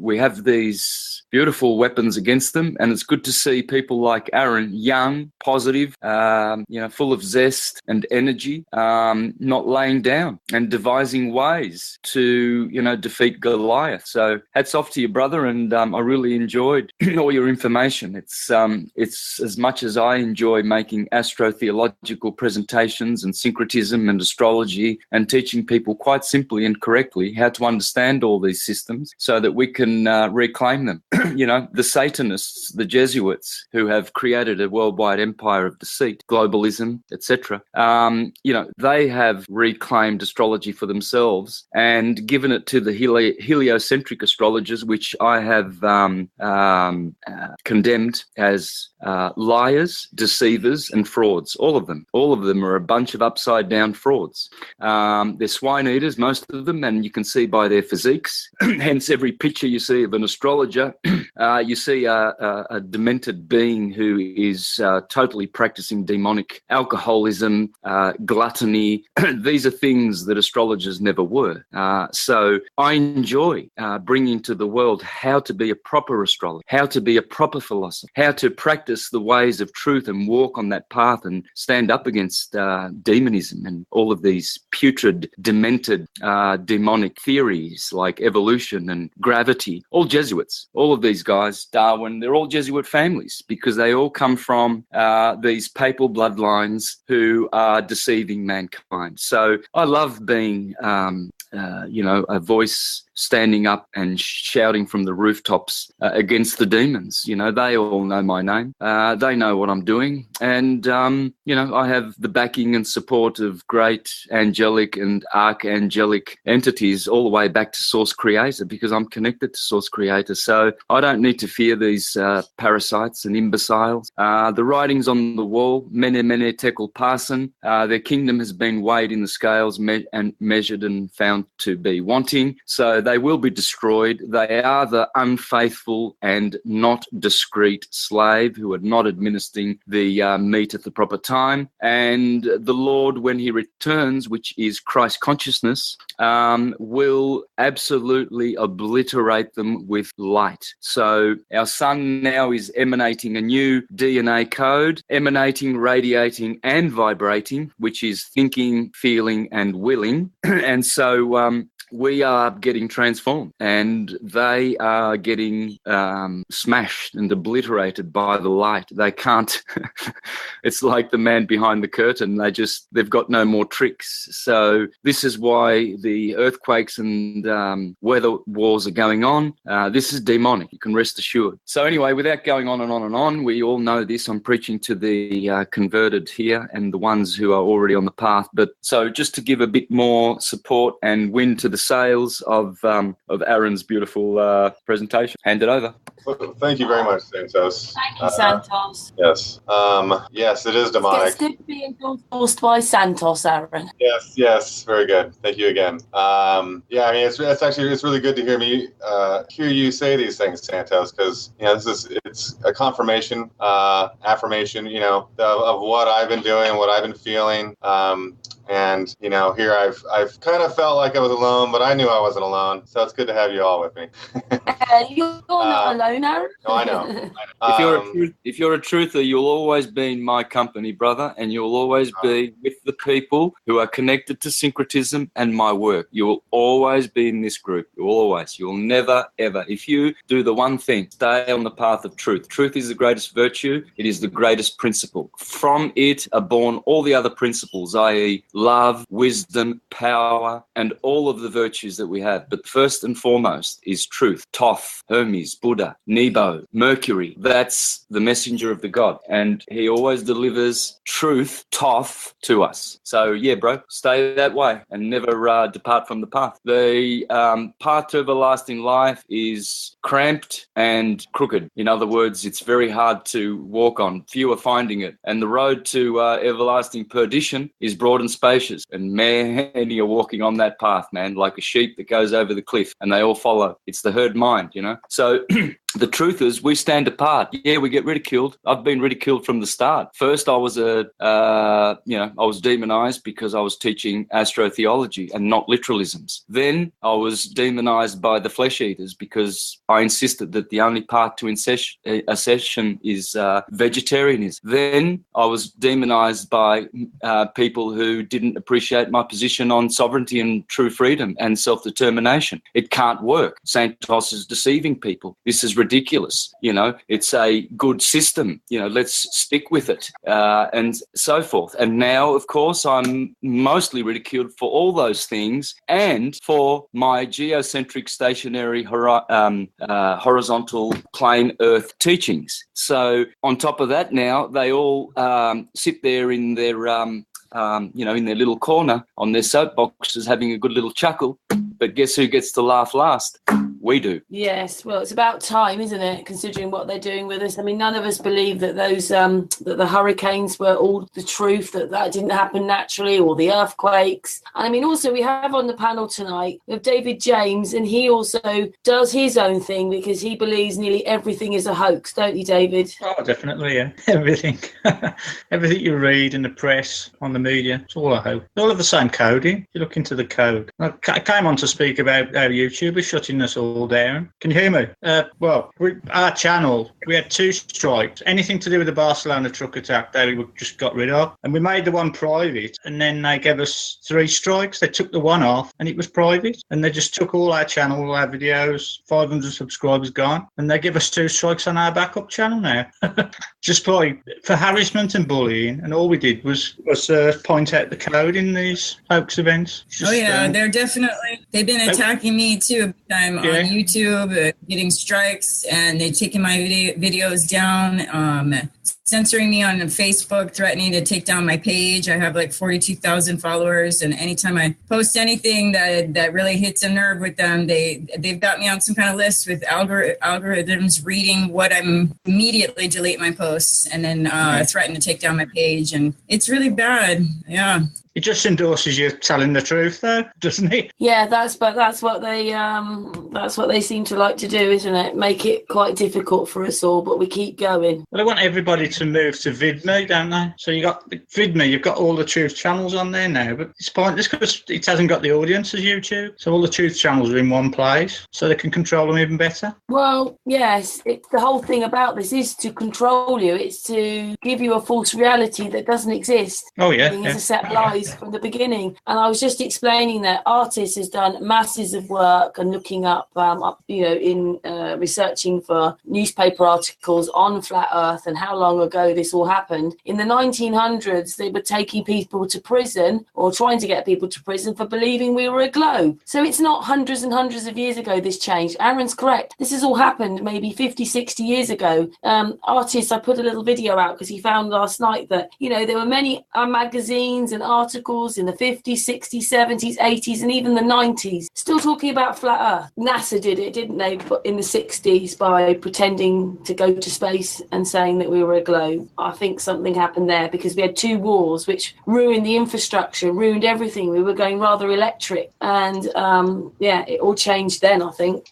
Yeah, I think my theory is that JFK was might have been a good, a light-based individual ultimately that was playing his part so that he could enact change from the inside. And he started seeing maybe things that were going on with they probably told him that the Earth was flat.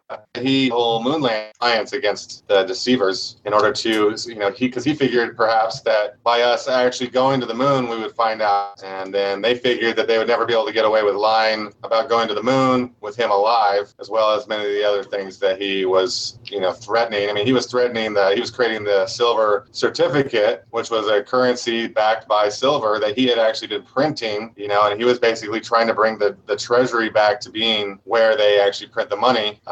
And then that I think also played into the Vietnam War, because we had all the hippie movement. Everyone was opening their minds. I think, we were supposed to realize all this, and we were going to realize all this back in the 60s and 70s. And then the wars, and then kind of just this onslaught of all of this. And then we had the proof, I guess, we had the proof that we're on a spinning ball, 69. And so then that just kind of caused us all to just go back to sleep. And I think even maybe, Hitler was trying to do something similar.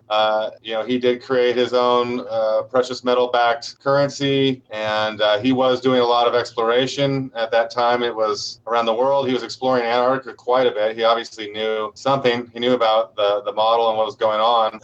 And then, lo and behold, especially when he starts freezing the Rothschild bank accounts and creating his own currency, that's all of a sudden now the U.S. is going in there attacking Germany, and then Hitler becomes the most evil man of all time, according to the victors of that war. So I think that's been they've noticed whenever someone's kind of has stepped out in the past, they had the potential to reveal all these secrets, they would always take them out or do something with them. And that seems like painfully apparent if we just really look at our history. All the people that have died through assassinations or just randomly, usually it was someone who had a very strong creative spirit that was open-minded, and maybe they knew something, or maybe they were just afraid that they would know something, or they would say something. I found it amazing, like this, with Katy Perry just recently. She has her live stream she's doing, just 20, around the clock she's doing this, and someone says in her chat that the Earth is flat. So she says it on her show or on her live stream. She says the Earth is flat, or she says the Earth is flat, and then the very next day, guess who's knocking on her door but Neil deGrasse Tyson. And so then he tries to convince her, and whatever that technique or strategy was. But then just like 2 days later, she's on stage and she passes out. She utters this crazy, almost like brainwashed stuff, and then she just collapses on the stage. And I think it was no coincidence. They are very tightly controlling this. They're controlling people that do make it to the spotlight. And why do you think that everyone in Hollywood and the music industry, they pull to the devil? Well, that's because that's pretty much their only option to become famous. Because if you're not willing to do that, then they're not going to let you to the top of their mountain, because you stand too much of a risk to them of exposing their lies. So they'll just continue to and what they'll do is they'll put you in a compromising situation where you're, at an orgy or doing whatever to whoever, and then they'll photograph it, they'll video it, and now they have the best blackmail they need to get you to do whatever you need to do, they want you to do. And I think there's a lot of people that have, a lot of victims in the creative arts, especially the film, television, and music, who have become victims of this. And then if they don't get any dirt on you, then they will very actively really sort of assault you, your credibility and your image and everything, until you pretty much just give up and either take your own life or just, head out of the country and just disappear. I think it's so apparent that this is how they operate, that we should expect it, and we should expect that they're not going to change their way of how they operate, which is why we need to change our ways. We need to create alternatives, that even in these realms where, because the thing is, the creatives of this world are the most powerful. They're the ones tapped into the greatest source energy. And so we need to be fostering that. And we need to be giving alternatives to people so they don't have to sell their soul, so they don't have to do something incriminating just to get into that spotlight. And so they won't do something for the sake of the popularity, but they'll stay committed to their original creative integrity and vision. And so I see that as a part of this as well, as us creating non-corrupt, film studios and productions, and giving people at least one place where they can come to and they can know that they're safe. Because I worked in the music industry. I've done a little bit in the film industry, and I'll tell you what, it's not a pretty sight. It's really bad. Anyone who's had that experience will tell you that you really can't trust anyone, and it's very debaucherous, and they're probably often trying to get you to compromise your integrity. So now they have that dirt on you. Now they'll get you to do whatever they need you to do. And I even think probably Neil deGrasse Tyson and Bill Nye are probably even that same boat. I think the reason that they're lying to all the people, and they know it, is because they have such dirt on them that they don't have a choice, because it's better than the alternative for them. I think that happens a lot in science as well. And that's after they try to bribe them, and if that doesn't work, it's quite a game they're playing. Yeah, but it's important. Go ahead. They're just actors masquerading as scientists. Mm-hmm. Yeah, and it really is a game. It's a game for them, and it seems like it's life and death, which it technically is. But they want us to fear it, because fundamentally they want us to fear death. That's their biggest tool, weapon against us, that we all fear death, when really we should not fear death. Death is not something to be feared, and when death comes to one of us, that means it was our time, and we should certainly prevent it as much as possible, but we should not fear it. And so when we do that, when we make that transition within our own mind and our own heart, we definitely liberate ourselves from a lot of their chain, and we're able to stand up like we're doing right now and speak against these forces in ways that I think empowers people. And it's important for us to realize the game aspect of this, so that we can learn the rules, so that we can start using the rules, and we can use the rules against them very effectively, because light is much greater than the shadow. And so all we need to do is affirm that, and it becomes so. And there's no reason to get lost in that, the fear of them having so much power already, and so they could do anything. They could take us out. They could snuff. If they were going to put an end to the flat Earth movement, trust me, they would have already done it. But they can't, because it's the truth, and the truth is not even just in this physical realm. And so it's just been building up in all of this momentum on the inner levels, and here it is. We're seeing it manifest, but that's because it's been on its way for so long that they didn't have it already.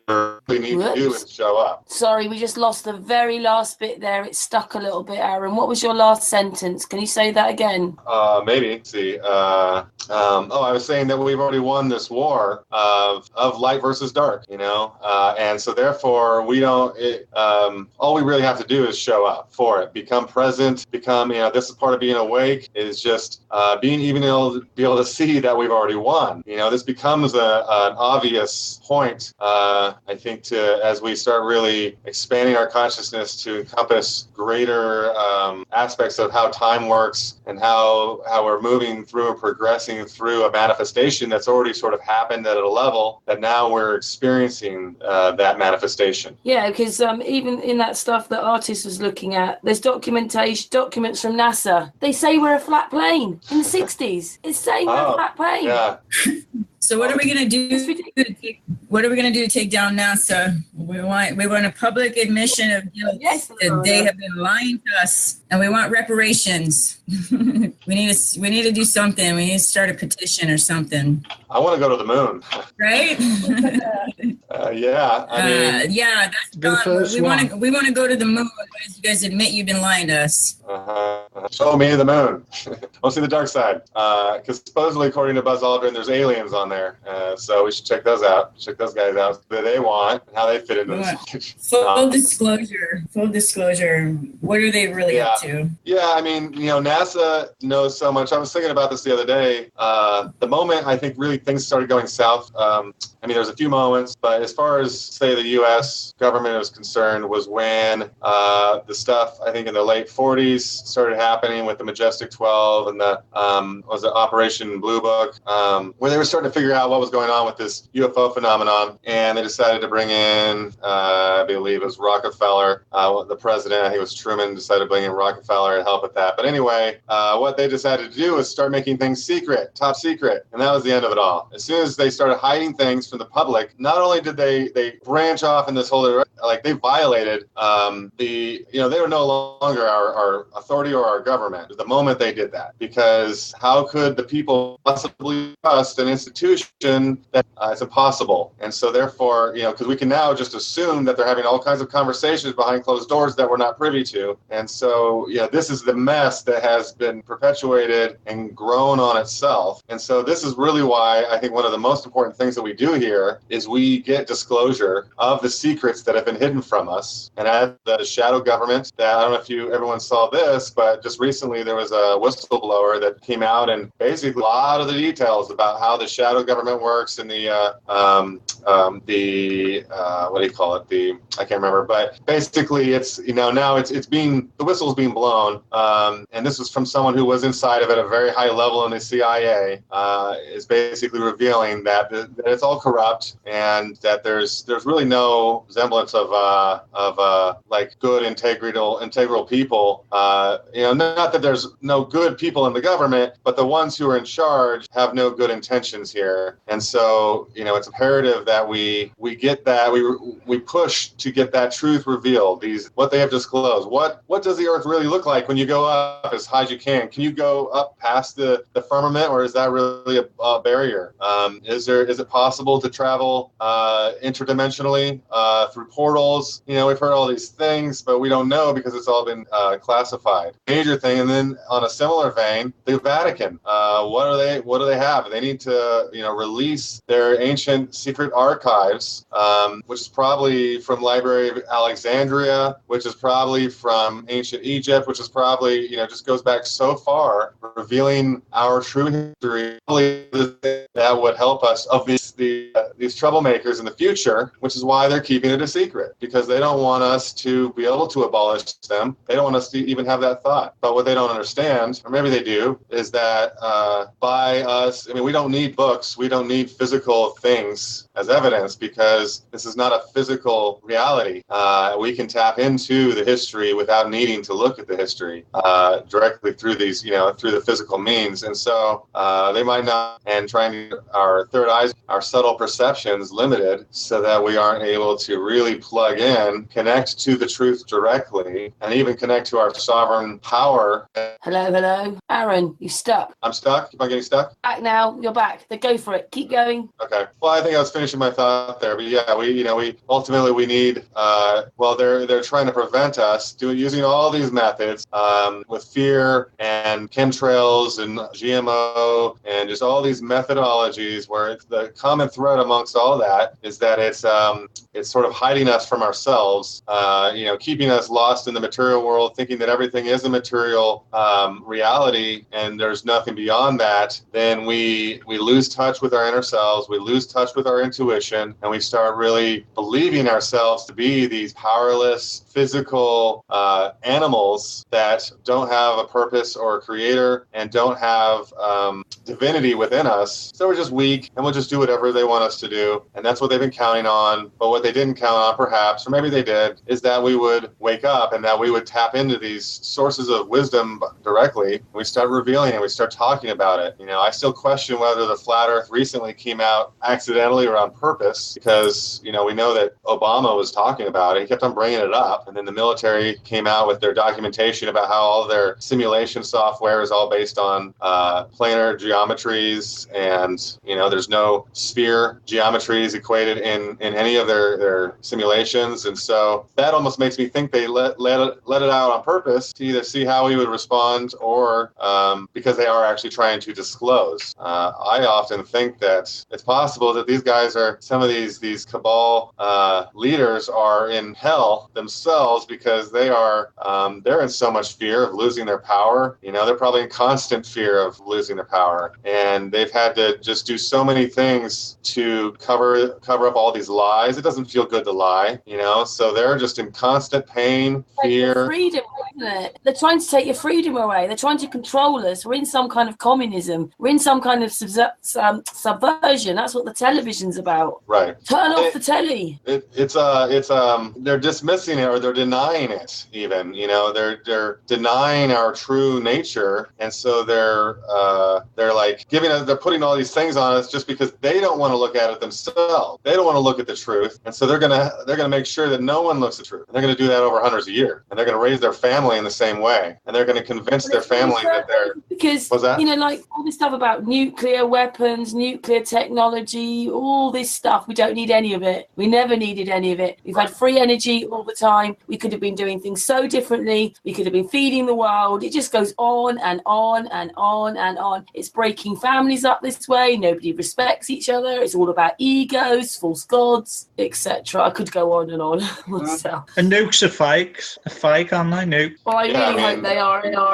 I'm sure they are. Sort of those things. Well, I often thought before I came on to some of like Eric DeBay's stuff where he started talking about that, I often thought, well, if some crazy person in the last 30, 40 years that if Saddam Hussein was really crazy, or Osama bin Laden, if they were really that crazy, then they would have blown us up. If they actually had real access to nukes, then we would have all been destroyed by now. If nukes were real, we absolutely would have all been destroyed by now, because that's how absurd people are. People are so willing to just take everyone else's lives and disregard. They just care about themselves. Everyone's so selfish, and so I think it's a reasonable assumption that we would have blown ourselves up by now if nukes were actually real. Well, ballistic missiles can't be real, can they? Because the North Korean one's supposed to go up to that one name about in the week, 700 kilometers high. So they have to go in the atmosphere and come back down. So they're fake. Yeah, it's all fake. It's all fake. Yeah, Also, I'm not sure about this, but that earthquake that happened the other day in Mexico, we actually have somebody from the group, Robert Kidner, who's actually there, not far off that epicenter. And now they say that 2 earthquakes happened. He said there's something hit them like a boom. It went through their bodies. They all felt it, and everybody was crying afterwards. I know they probably would because of what happened, but I just don't believe that was just an earthquake that hit them. It almost looks like bombs have gone off. Yeah. Well, did you saw the tidal, like the overhead view of the tidal, kind of a tidal wave, or the earth itself, like a wave moving towards Mexico. Yeah. And then I felt one of them, I think. I didn't know there was 2, but I've been noticing the last few days over LA, all of these kind of, I would call them, they look like acoustic waves in the clouds,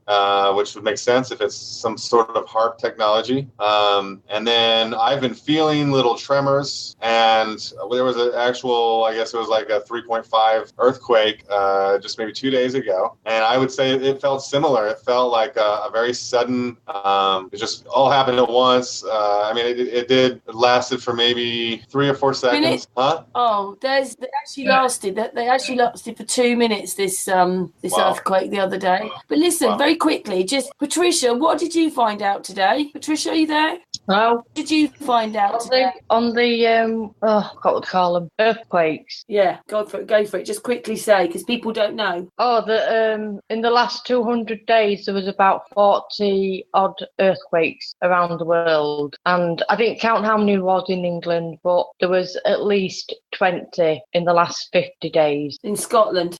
Well, mainly Scotland, yeah, but maybe a bit lower down. I don't know exactly. Oh, one was in Ireland. Yeah, so they've been happening around here as well. Yeah, I'm convinced. I have a feeling it really is HARP and the Gwen Towers, and is it Stan? I think he just put up a comment that he's been hearing things like buzzing sound in his ears. I've got all kinds of friends that have been saying the same thing, and I really think that they are up to something with these frequencies, whether it's in an attempt to manipulate the weather or they're purposely trying to create these earthquakes. But I definitely think there is something going on as well, because FPV found some stuff with these waves going through the water. They were definitely doing it through the water as well, like thousands of miles wide these things were. Yeah, or have you seen those there's somewhere where there's these square waves that are supposedly being caused by two different wave actions coming from different directions, different angles, and it creates these square waves. But when you look at it from an elevated point of view, it's like it looks like a frequency pattern that you can see in the ocean. Yeah, I mean, once you become aware of that, it's like we see it all over the place, and there's so many people that are being affected. They're having like this ringing in their ears and feelings of confusion and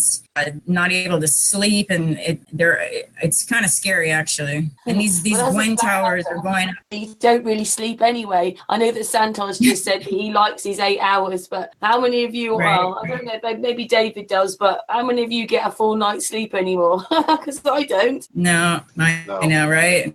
I still do. I get about six hours. Not tonight though, no. Oh, I was just thinking that all this is natural, and it isn't. Yeah, the natural disasters. Well, I think part of it is also they're trying to perform a self-fulfilling prophecy, because probably a lot of these characters were the same ones that created some of the Bible manipulations, and even more so with kind of manipulating the interpretations of a lot of this stuff to the point where now it's all fear-based. Armageddon is coming. We have I don't know with the Virgin and the Red Dragon and all of this is supposed to happen, and so it's like they're playing out this apocalypse scenario, and they have the technology to create fake weather and earthquakes, so they're using that because they want us all to be running around screaming because we're afraid that the world's coming to an end, which again is just their fear tactic. So what we can do is we can sit solidly knowing that they're just a bunch of pranksters trying to make us believe something that's not true, and instead just rest in the truth that we can hold, that we know, which is that we're all divine sovereign beings, and in the end, even if we all were to be wiped off of this plane, we're still alive, we're still immortal, and so there's nothing to fear, and so what we should do is really proceed with that, knowing that we are actively creating our wonderful future, and a part of that is going to be the disillusion of these corrupt organizations. But that's not our focus necessarily, because then we're getting lost in that anger and the revenge and all this kind of thing. We don't want that energy. We don't want to be holding that energy in our vision. We want to just be holding the energy that we're creating a better world here by our action. And we start here now. We start working together, and it will be many steps along the way, and there'll be much adjustment, and we'll have to adapt and respond to things that come up. But all we really need to do is take this first step. Like when we create a new habit, when anyone wants to create a new habit, what's the first thing you have to do? You have to do the thing for the first time, and then you have to repeat that habit. And then you repeat it enough times so that now the habit is more ingrained, and it's actually easier to do it than it is to not do it, right? And this is what we need to do with our minds in terms of being very attentive and aware of what images that we're holding in our minds and that we're presenting, that we are striving to create for the future. What is our vision for the future? Always needs to be positive. Always needs to be something filled with light, because that's the war that's going on. That's the battle that's occurring, is the light versus dark. And the light has a huge advantage in that it's extremely more powerful, but a massive disadvantage right now, as most people are just holding dark visions in their mind constantly and adding energy to that. Aaron, to explain a bit more about this in this project and this whole thing for everyone, you've made a little video. Are you going to show this little video or? I didn't really. I made a video, so I'm still working on a video. I've been working on a video to just kind of be an overview and intro to Project Lumen. It's taking a little longer. I'm hoping to have it done by this weekend. So I don't really have a video to show. I have done something that I had put up on YouTube just to show how to get Flat Earth coin.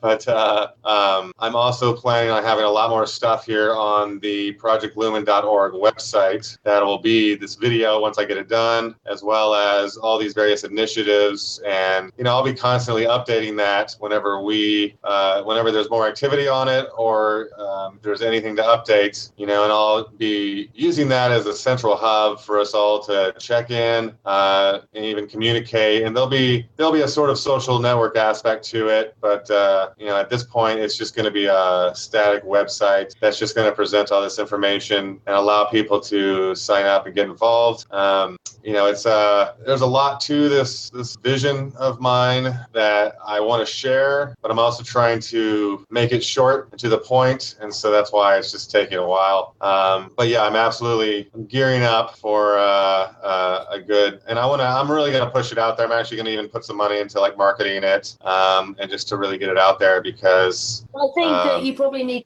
a few more, a couple of more times at least, and come on Sun and Moon and talk about this, because it takes a few times it just does, doesn't it? It needs to go out and out and out, and you probably need to come back a couple of more times, or at least another time to. Yeah, I think that would be good. I think by the next time. This is the beginning. What was that? This is the beginning. Yes, absolutely. Just the beginning, and it's going to be a lot of fun. So everyone keep that in mind. This isn't a painful drudgery. It's going to be a lot of fun because we're going to learn how to use our minds to create our reality very actively, and we get to choose what it is we want to create. And so we are going to choose to create a great reality for ourselves. And so we're going to see this unfold, and it's going to just be this amazing, there's going to be all these synchronicities as we find new people, attract new people to these endeavors, and as we grow as individuals, and as we grow as a collective, and as we open our minds and hearts to new groups and individuals, I think this will all just really be a very enjoyable process. So that's why I'm in it. I'm in it for life, and I am really excited about it, and I welcome anyone and everyone who wants to also be a part of this to just reach out to me and tell me what you have, what you want to offer, any questions. I try to be very responsive. So yeah, let's do this. As before, Aaron, it's probably a bit much because we've had loads of people on the panel and the chat room's going mad. What I will do is just re-put the links to your email, to your website, which is, what is it called? Lumen? Project Lumen.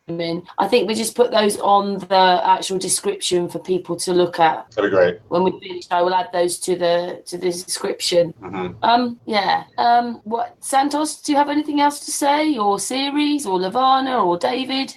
Silence. Looking forward for the development of it, seeing the people actually making a community, actually communicating, getting to know each other instead of only worrying the unknown. That's gonna be Go, Lavana, you go. I was just going to say that I'm excited about it too.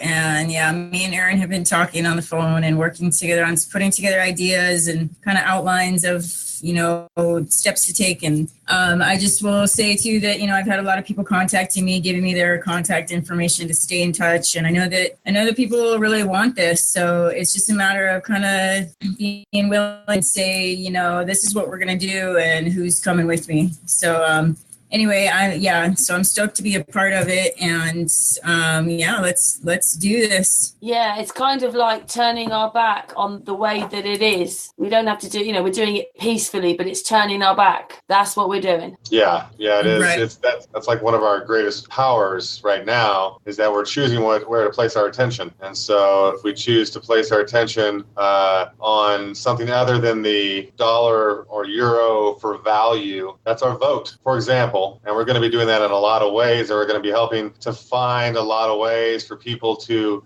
kind of use their attention in these new ways, whether it's standing up as the the living man and asserting that truth into the world, or if we're going to be working with these creating systems that help people, guide people into those processes of awakening themselves, of freeing themselves. And we're all going to be doing this individually, and we're going to be doing it as a collective. And so it can really gain a lot of momentum quickly. And and that's a vision that I'm holding, is that we're just going to zip along. I see the exponential curve as we just skyrocket to the moon.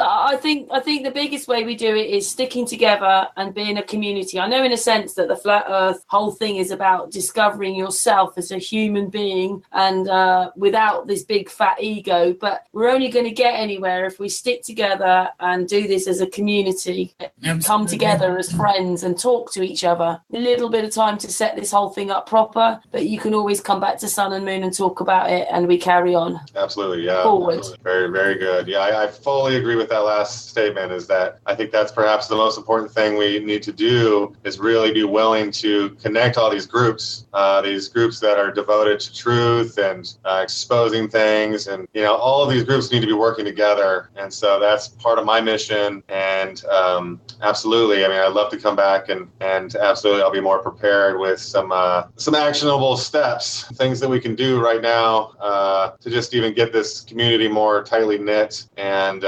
probably have some steps and some activity that's already happening. Thank you, Aaron. Thank you so much. We really appreciate it. Even Sun and Moon, we're trying to bring people together, researchers, bigger YouTubers like lovely SANTOS, etc., etc. It's about coming together one way or another. Right. Drama. Start doing it. No drama, just a lot of fun. We have a lot of fun together. Yeah, we have to, because the way they're trying to take us is just terrible. And like with David, I've talked to David, what, none of it's true? Because I've known this for a while. David will go, no, none of it's true. The numbers don't lie, I'm afraid. Not just that, not just you doing the hoaxes. You've got a P900 camera. Yeah, I'm hoping to do some tomorrow on the weekend in London now. I want to reproduce the Isle of Man one. They put it on their Isle of Man tourist website, and people started asking, how come we can see this picture 65 mile away? So they changed it and put in all the refraction, so that's why you can see it. Because refraction doesn't make hardly any difference.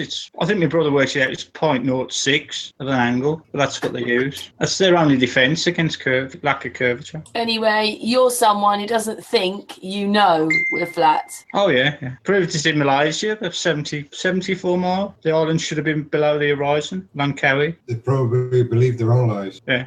Yeah. I don't know what it is for some people. They are quite frightened, aren't they? When you tell them, and they're shocked on the things they say to you. But maybe it's just none of us are frightened, and we just see it. I don't quite know why this big wake up happened. Obviously SANTOS and series I know have been flat earthers maybe longer than some of us. But last year, the beginning of last year, was a really big wake up. Yeah, Eric DeBay says it was because of him. Yes.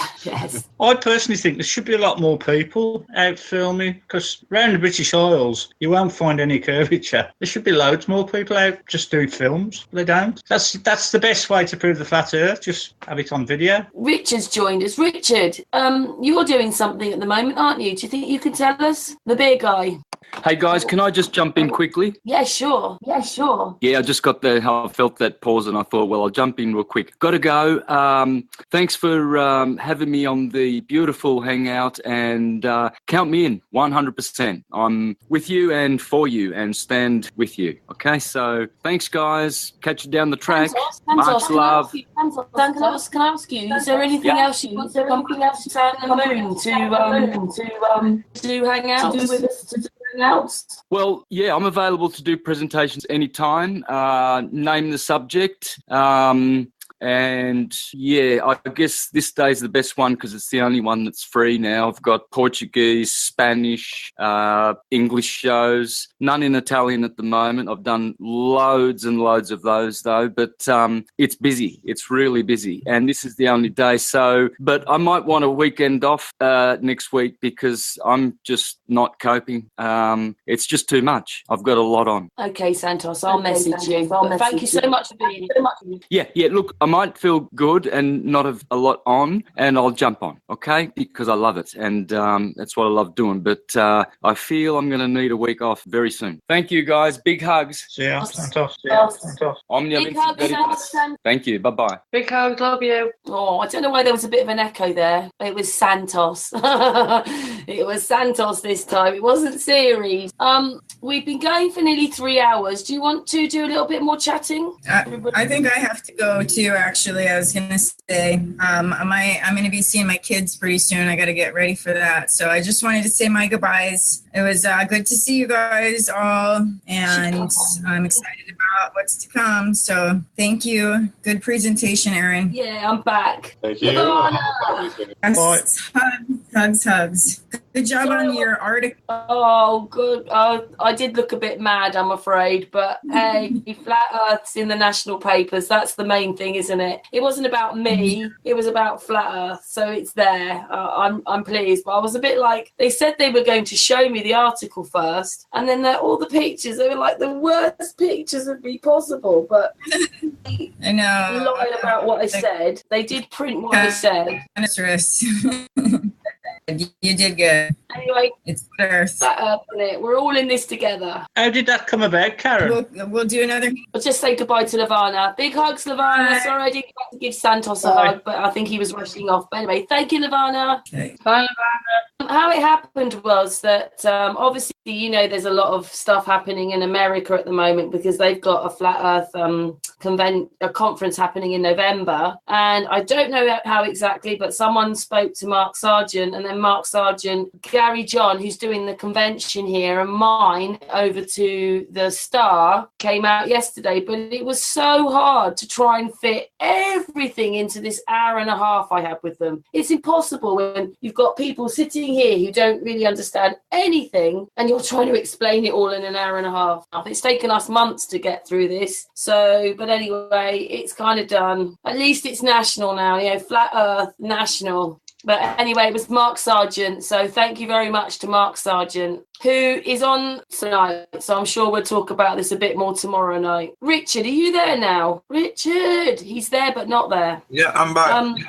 Yeah, you've been listening into Aaron. You've been doing your own thing. Is there any bit that you can explain? Because obviously Aaron will be very interested in what you're doing. Well, at the minute, I've done what a few people have done and linked the hidden bank accounts to their PayPal accounts, and it's allowed me to send e-checks, which I'm not 100% sure what that means, but well, I'm waiting until it's 22nd. It says it should be confirmed, but the 27th is what it's saying in my account for all of the e-checks. I sent one to Series about a week ago, and he said 22nd, I think, or 27th, but I sent one a week before, and that still said 27th. So hopefully, when it clears, or if it clears, I could just start showing other people how to do it. Cool. See, so there's someone else doing it as well, Aaron. Yeah, I'd be really interested to see how that works, and I'd be willing to also help if you want to put something together, in relation to what I'm working on, where we really help people to implement whatever that is,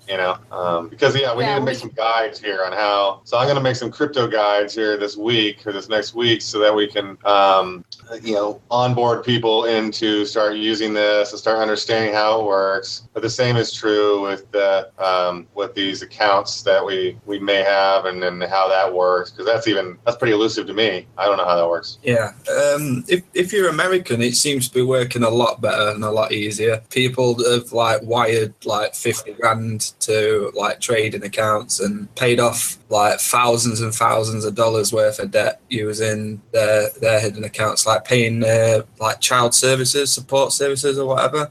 Yeah, they've paid off thousands and thousands of dollars worth of that. Wow. I'll drop the link in the chat if you want. This is basically the website that I got everything from. Also, I think you should probably link up with Aaron a little bit, because you never know, you can both help each other, which is what all this is about, is linking us all up. Yeah, exactly. Cool. Is that to go in the chat room then? Yeah, I'll Richard? just put in Hangout chat. Shall I put it in the YouTube chat as well? Yeah, I can do it if you like. I'm doing it now. Yeah. In the chat for everyone. Yeah, cool. Yeah, well, you know, like I say, we don't want the drama anymore. People moan and groan and do all these things, and they're saying all that. And Aaron, you know, has come up with an idea as well as Sun and Moon. We want a community. We move on. We've got to move on and together as much as possible. And we are growing. And I mean, you know, this time last year I didn't know Aaron, and now we're here talking about his project. And somehow we've just all got to come together. It's the only way. And then next year at this time, everyone on the earth will know that it's flat, and we will all be using cryptocurrencies for transactions. Yay! And then there would have been the US conference, would have been the UK convention, would have been, and Gary's taking it to Amsterdam as well. So that'll have been eliminating the actual money supply by paying the debt. Yeah, that'll be a year and a week from now. Oh, we've just got FPV on here. I think FPV wants to say something because he's asked to join the Hangout. FPV? Hello, everyone. Can you hear me okay? Yeah.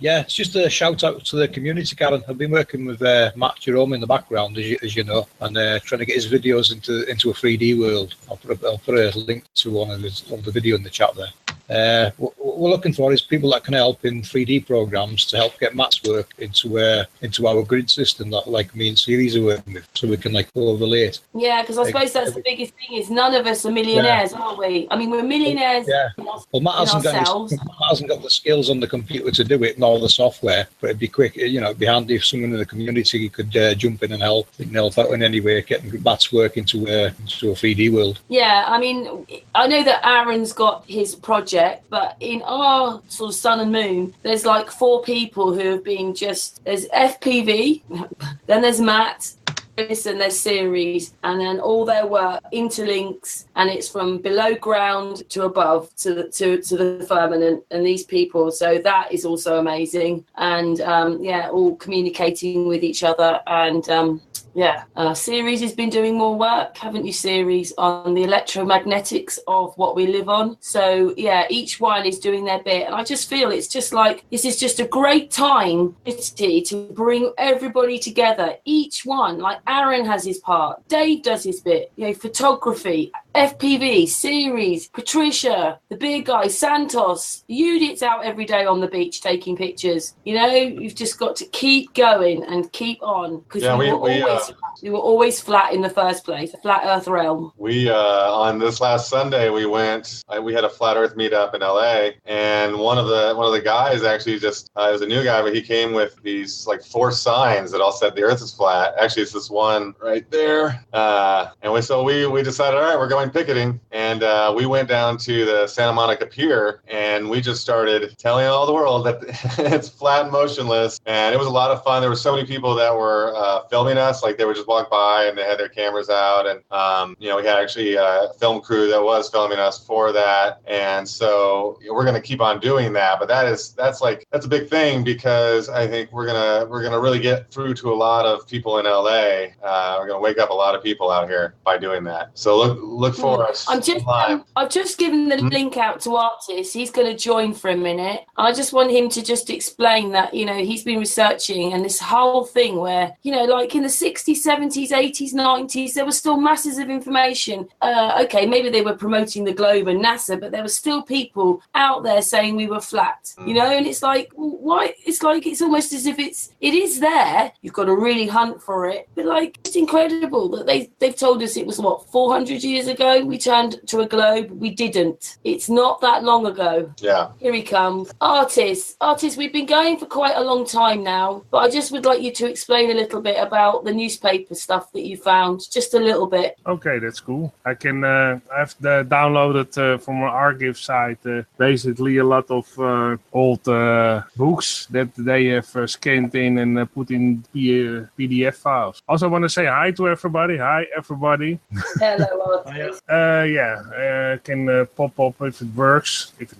Can you hear me okay? Because last time my sound was terrible. Yeah, that's why I put music on it, on that little video. But it was about 3 o'clock, yesterday morning, wasn't it? We were doing that. We can't do it forever, though, Artis, because we have been on for nearly 4 hours. 11, but if you could just show a little bit. Oh, that flat earth, that one. The NASA stuff would be brilliant. Those bits with the NASA in it. Oh, yeah. They were called calculating it from the flat Earth. Even kijken hoor. It's just incredible. If they already knew we were flat, then why are they lying on top of it? It's just incredible. I have to.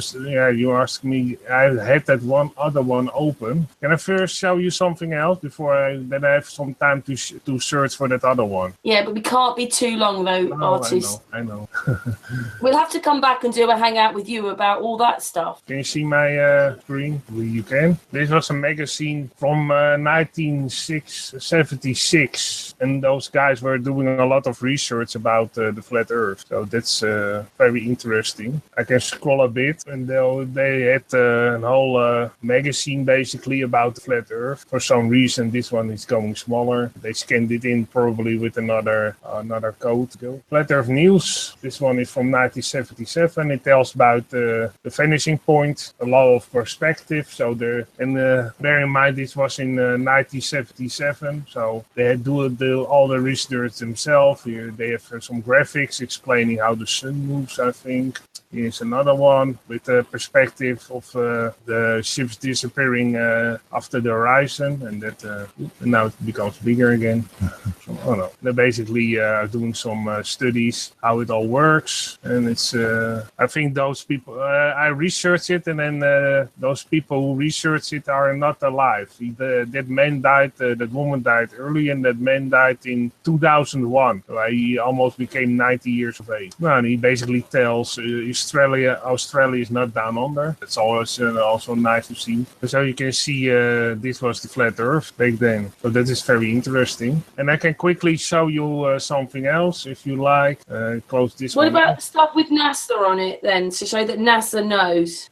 Well, they are calculating at first hand from one flat plane. So I have to close this one, and maybe I can find it because I didn't have that one ready. So I hope that is. I think it's this one. Let me see the date. I hope this is. I have to check for a moment.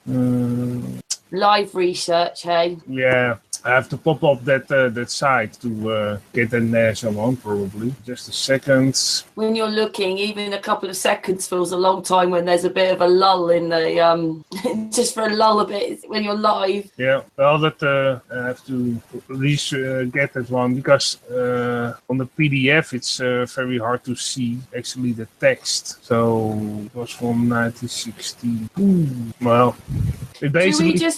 Have you found it then, artist? Yeah, I found it, but then we have to go to the whole text. We can do that. It's a little bit inconvenient, but let's try if that works. Let's hope that this one is the good one. Screen share. Can you see my screen again? Yeah, there you go. Okay. Aaron! I hope this is this one. I have to get it smaller again because otherwise, this is from 1963. And somewhere, because now it's not underlined, so I have to, well, somewhere here in the text, if you want to show it, it's they are talking about the measurements that they first measure from a flat plane. You have to read the whole text. Oh, yeah, flat Earth. Oh, there you go, a NASA document saying flat Earth. The 2-degree freedom computer programs over a flat Earth. So they had their computers programming from a flat Earth, and I think one back also say flat Earth. Quickly, well, in this text a couple of times they mentioned the flat Earth. So that's also proves that, and I can also show you there are more flat Earth references in here. You can maybe stop the text and look for yourself. Basically, a couple of times they mention it. Use Ctrl F and search on flat Earth. Ctrl F is for find. Ctrl F doesn't work. No, sir. If it is text, find text. I mean, on Sun and Moon, I did make a little video at 3:00 yesterday morning with artists when he found all this stuff, but we can have another hangout about this, artist. Well, basically, a couple of times they stated they're flat in this text. Maybe the looking glass on left. Oh yeah. Thanks. I'm not very thanks, series. I'm glad you're always in the hangout because you know more about. It doesn't quite say flat, artist. Yeah, no, it says flat. Horrible typing. Okay, that's one. There you go. So what are they doing? Maybe if I type flat Earth, because there were more in this document. Flat Earth, flat. So this is just at least a couple of times. I think you just went past one. Also, flat. Oh yeah, that's handy. Thanks, James. Oh, this is 1, 2, 3, 4. Then they mentioned it 4 times in this text. Electronic data processing system with a 2 degree of freedom simulation over a flat Earth. So I don't know, but this looks like they are measuring everything. This looks like they are measuring everything from a flat plane, flat Earth. So, and the absorption trajects computed over this study planner were obtained from a 2 degree of freedom simulation over the flat Earth. Again, a flat Earth planner program is employed because this study is concerned with short ranges of relative distance between a short vehicle and a launch vehicle, whatever. And then you have also other documents. I want to show you another one. If it's, you're now showing. Oh, this is already showing. Oh, this is handy. This is the one, say the Earth is round and you will be thrown in prison in 1900, April 22nd in 1900, when you talked about the flat Earth and you were teaching it at school. Basically, there was a law still that you could be thrown in prison for that. So they don't have that law for nothing, in my opinion. I have another one. I have to go to the other one. Where is it? Oh, no. The important file. Here's an old flat Earth map. You can see that. Yeah, it shows again. Oh, that's nice. It works. This is a flat Earth map from, I believe, 1899 with some Bible text on them. Also, you can find that in that same research site. I will put the site in the description so everybody can check that site. You can basically research all kinds of old books about any kind of subject. It doesn't matter which one. You want to investigate about other things. There's also possible. So they had basically. Okay. And I want to show you one more because we. Yeah, this is also one nice one. Back in the day, they already had a book with 100 proofs the Earth not a globe. I think that book is not very new. You can see that book is from 18 over here. Now the thing is going in front of it again. Yeah, it's from here. 81. 1885. Huh? 1885. 100 proofs the Earth is not a globe. So that's cool. Fine. Yeah, like 1885. Looks like a one. It's just showing not 400 years ago that this was decided we were born. If I search for it, it says 1885. Yeah. Otis, thank you so much for that. We could go on forever looking at your research, and we so appreciate everything you've done. But Aaron, we've got to sort of maybe think about finishing the hangout soon. So maybe we'll just go back to Aaron for a minute. Aaron. Mm-hmm. Yes. Thank you, Otis. Yeah, no problem. Thanks, Trish. Yeah, that stuff is very interesting. It's pretty mind blowing to realize that that hasn't been 500 years. It's been maybe even the turn of the century of the 20th century, or maybe even it's just been it's all been propaganda. It's all been manipulation of the media and the educational indoctrination system. Has just convinced us all in recent times that we've always known this, but no, not the case. It's been a debate. It's been going on for a while. Forever almost. They count on it that you don't do your research. Right. That's what they count on, that you don't go back even 70 years. Yeah. And then they can tell you all the lies because most of the people don't do their research and go in old archive sites of newspapers and so forth. And basically what you can find there is that certain things, electric cars, I also have a lot of files on electric cars from 1819 that there, and even I have a document, but I don't have it available at the moment. And basically 1/4 of the United States was driving an electric car in 1922. Yeah. And I'm being very careful with 1/4 because it's possibly half, 50%. But just to make sure that I'm right, it's 1/4. But it is a very low estimate. Mm-hmm. Yeah, well, wasn't the Model T electric? No. No, it wasn't? The Model T was from Henry Ford, and that was his first model, and that was basically a gasoline car. But his wife drove an electric car. Basically, one of the first electric cars of the well-known electric cars was the Detroit Electric Car Company, and it still exists. The Detroit Electric Car Company still exists, but it was basically the Detroit Electric Car Company made cars from 1900 till 1935. Very good. Yeah. So I'll close it out now, and here's a little fun activity for us all to do until the next time. So here's my thought: is what we should do is we should just all start acting as if we've all always known that the Earth was flat and motionless, and we should treat anyone who suggests that it's a spinning ball as though they're crazy, because we all know that the Earth is flat and motionless. So just act that way, regardless. What do you think? Why not? Yes, no pretending, because what is it? I don't think I know. That's right. So that about does it for me. I want to thank you again, Karen, for having me on here, and everyone else that's on here. No, thank you, Aaron. Hey, Aaron, cool poster on the right side of for the viewers on the left side. The Earth is flat. Nice one. Yeah. It looks that one. This one, yeah. It looks like a bit like a 70s poster. That type of making a poster with only two colors, black and red. They used them most of the time in the 70s because the color pressers were not that good at the time. Can I just say that? Very nice. Can I just say that the series had some of his work up? Series, will you put your work up and just give a few minutes of your work, please? Series?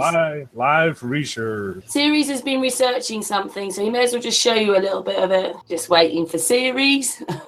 That's why it's live research. Yeah, it always takes a few minutes. Series had it already, then he took it down because we were all talking. Yeah. Series, you're going to have to explain what they're looking at. This is the magnetical data of 1,000 kilometers thick, and I'm trying to put it, you can see it actually in three-dimensional direction as in how the colors behave. You can actually see what the magnetical directions are through the air and how that works until 1,000 kilometers high. I glued the sides of the map to it as well to show how the connectivity is through the space loop in each question. Yeah, kind of amazed of how it actually shows up, how the pillars are probably as well worked, the negatives mixed those. Yeah, I'm actually trying to make a little movie out of this, out of these particular positions. Here you see the center point of 0.0 where the polarities are switching. Below you have south, upwards you have north. You can see in the magnetical data how it is in the north lower and in the south higher. Exactly the same as the elevation data. I don't have elevation this yet. Yeah, I'm barely know what I'm actually look at other than just the direction of magnetic fields and the colors of them. If you ask me, we can actually pull out a lot of information of how the weather actually functions through these fields. And this is just a static one in just from one moment, and there is so far I know from 2015 up to 2019 data available what I can animate. Time animation is only as I need for every time step a complete new mesh to load in Blender. So I figure I can do that way better in my website engine, in where I can adjust the positions way easier, because I have way more access in Java code than in Python at the moment, as Python like Blender, and I have to learn that part a little bit more. But yeah, I guess we can see the dynamics. This is level 6, this is level 7, a little bit more detail. In zoom level, every higher zoom level is just 4 times more data for the same area. And yeah, that builds up till a huge, very sharp image of how everything actually flows. I'm still testing out how to actually see more of it, how the directions go, and if I can actually figure out particular fields, position elevations, focus points, weird anomalies, etc. Because it's a crust of 1,000 kilometers thick, and yeah, there's a lot to explore between the layers. Because we're one big battery, aren't we, Series? We're like a battery. Well, yeah, one big magnet, and the inertial plane is right where we have the equator, and you can see here at the top that the right is a little bit higher than the left, and exactly between the tropics you have this particular up and down movement, and between the pillars and the tropics you have also some area of happening, and then from the pillars beyond kind of the same, but I'm not sure. It looks like that we are actually between two toroidal fields, that we are kind of pushed between the pillars. Yeah. Series, I sent you in Messenger a few pictures that you've sent and you've put out about what shape we really look, well, what we really look like. I wondered if you showed those as well very quickly, but obviously we'll have to finish this hangout soon because we have been going a long time, and Aaron did really well there again for nearly 3 hours showing the electromagnetics, but maybe show people what that's sitting on top of. I sent them to your Messenger. This is seen from the bottom up. You see all these lines in there, how the fields are acting on land level or on sea level actually. So yeah, I think there's a lot to explore in more detail of what the field actually does there. And I guess that's probably expand a little part of it. So and then actually download that for that little part, the highest detail possible you can handle to actually look into it, see what's happening there. Kind of smart programming, not load everything. That's not a brute force. But yeah, to select a particular area, that's just a study on its own. And this is what they're playing with, isn't it? When they do all this, they're using all this to play their games with harp and all those receding seas and those fake sort of fakey earthquakes, which, yeah, well, what they did to the people was real, but how they did it, it's not, none of us believe it's natural, like they say anymore, because we just don't believe them anymore. Yeah, obviously you're going to be doing more research on that, aren't you, Series? But in the Messenger, I just put a few pictures back in of what the land looks like, because you're showing the electromagnetic side of it. But just very quickly show the people again what the land looks like. Messenger. The land. Just that they're there very quickly in your Messenger, because that's sitting sort of on top of that. That was one of the next one. Yes, I have. Yeah, I just quickly whipped them, Series. Just real quick, put in a group chat the links to the files I showed. If anybody's interested. Yeah, well, we'll be having another hangout with you, as with Aaron. Yeah, about we'll go. You can go through that in more detail on another hangout, artist. And I definitely, obviously, we have to have Aaron back, because this is only the beginning of what we're doing. Well, you all have to come back. You're all part of the family now. Yeah. Thank you, Series, because I know Series has been doing his work this week, so he's got a lot more to research. You don't even quite understand it all yet, do you, Series? No, I'm just what I understand is how to make the data visible, but what the data itself actually shows us, that's a research. That's what I try to make visible, so that it actually can tell me what it does, what's happening there. And in that sense, I don't know what reality is, so let's let reality itself tell what it is, instead of making it up for myself just to get rid of it. So I want to know. Just to explain to everybody, Series has come across this data, and it could have meant we were any shape. We could have been a triangle, we could have been whatever, but that's what the data shows. He's managed to get into Google Maps and get that data, so Google Maps know exactly what we're living on. And this is what I showed is the world magnetic map, and they give it to you in GPS coordinates, and I exactly do the same with the elevation data and translate that back into the photographic dimensions, giving me this view, and see what is happening together with the elevation and how everything works together. And this is the biggest skill, of course, getting to the details of how that particular pillar works, for example, if there is a particular vortex inward or something. Can we just say that they were using Antarctica to create those hurricanes and the earthquake? They're definitely using the pillars of the place we live in them, but they were using Antarctica anyway.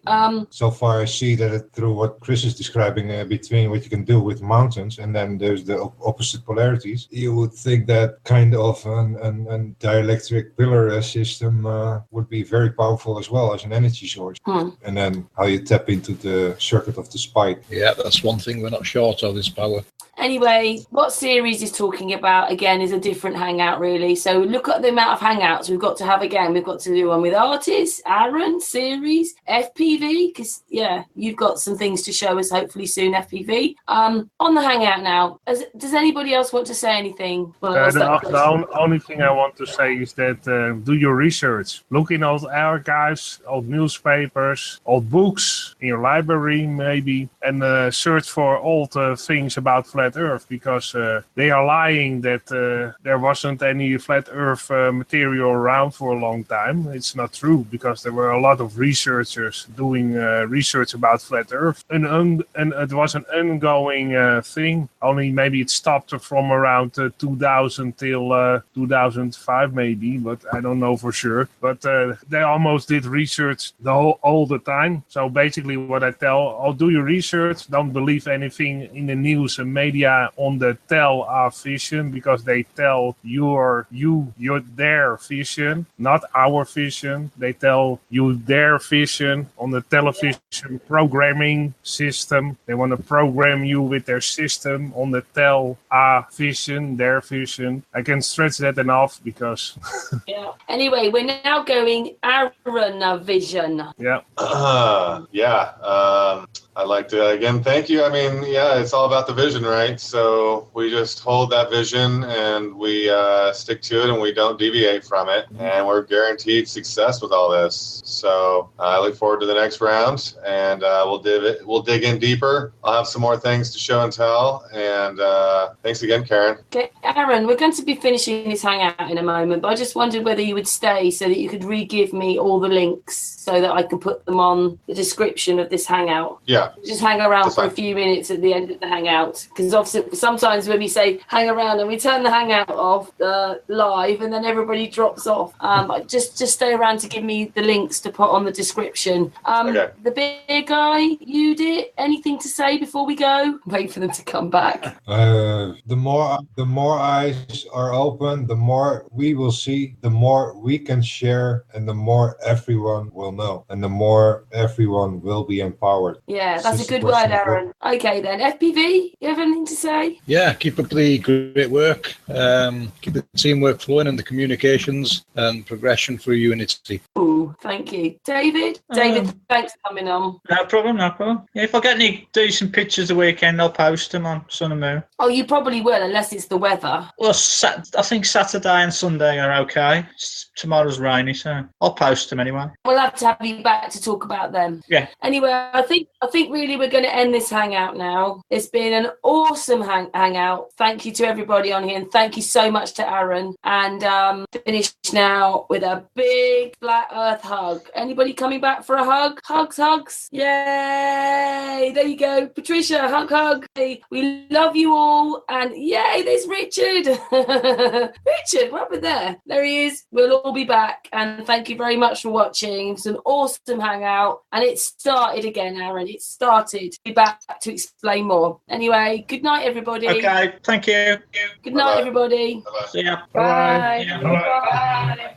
We're back tomorrow with Mark Sargent. Time. Bye, everybody.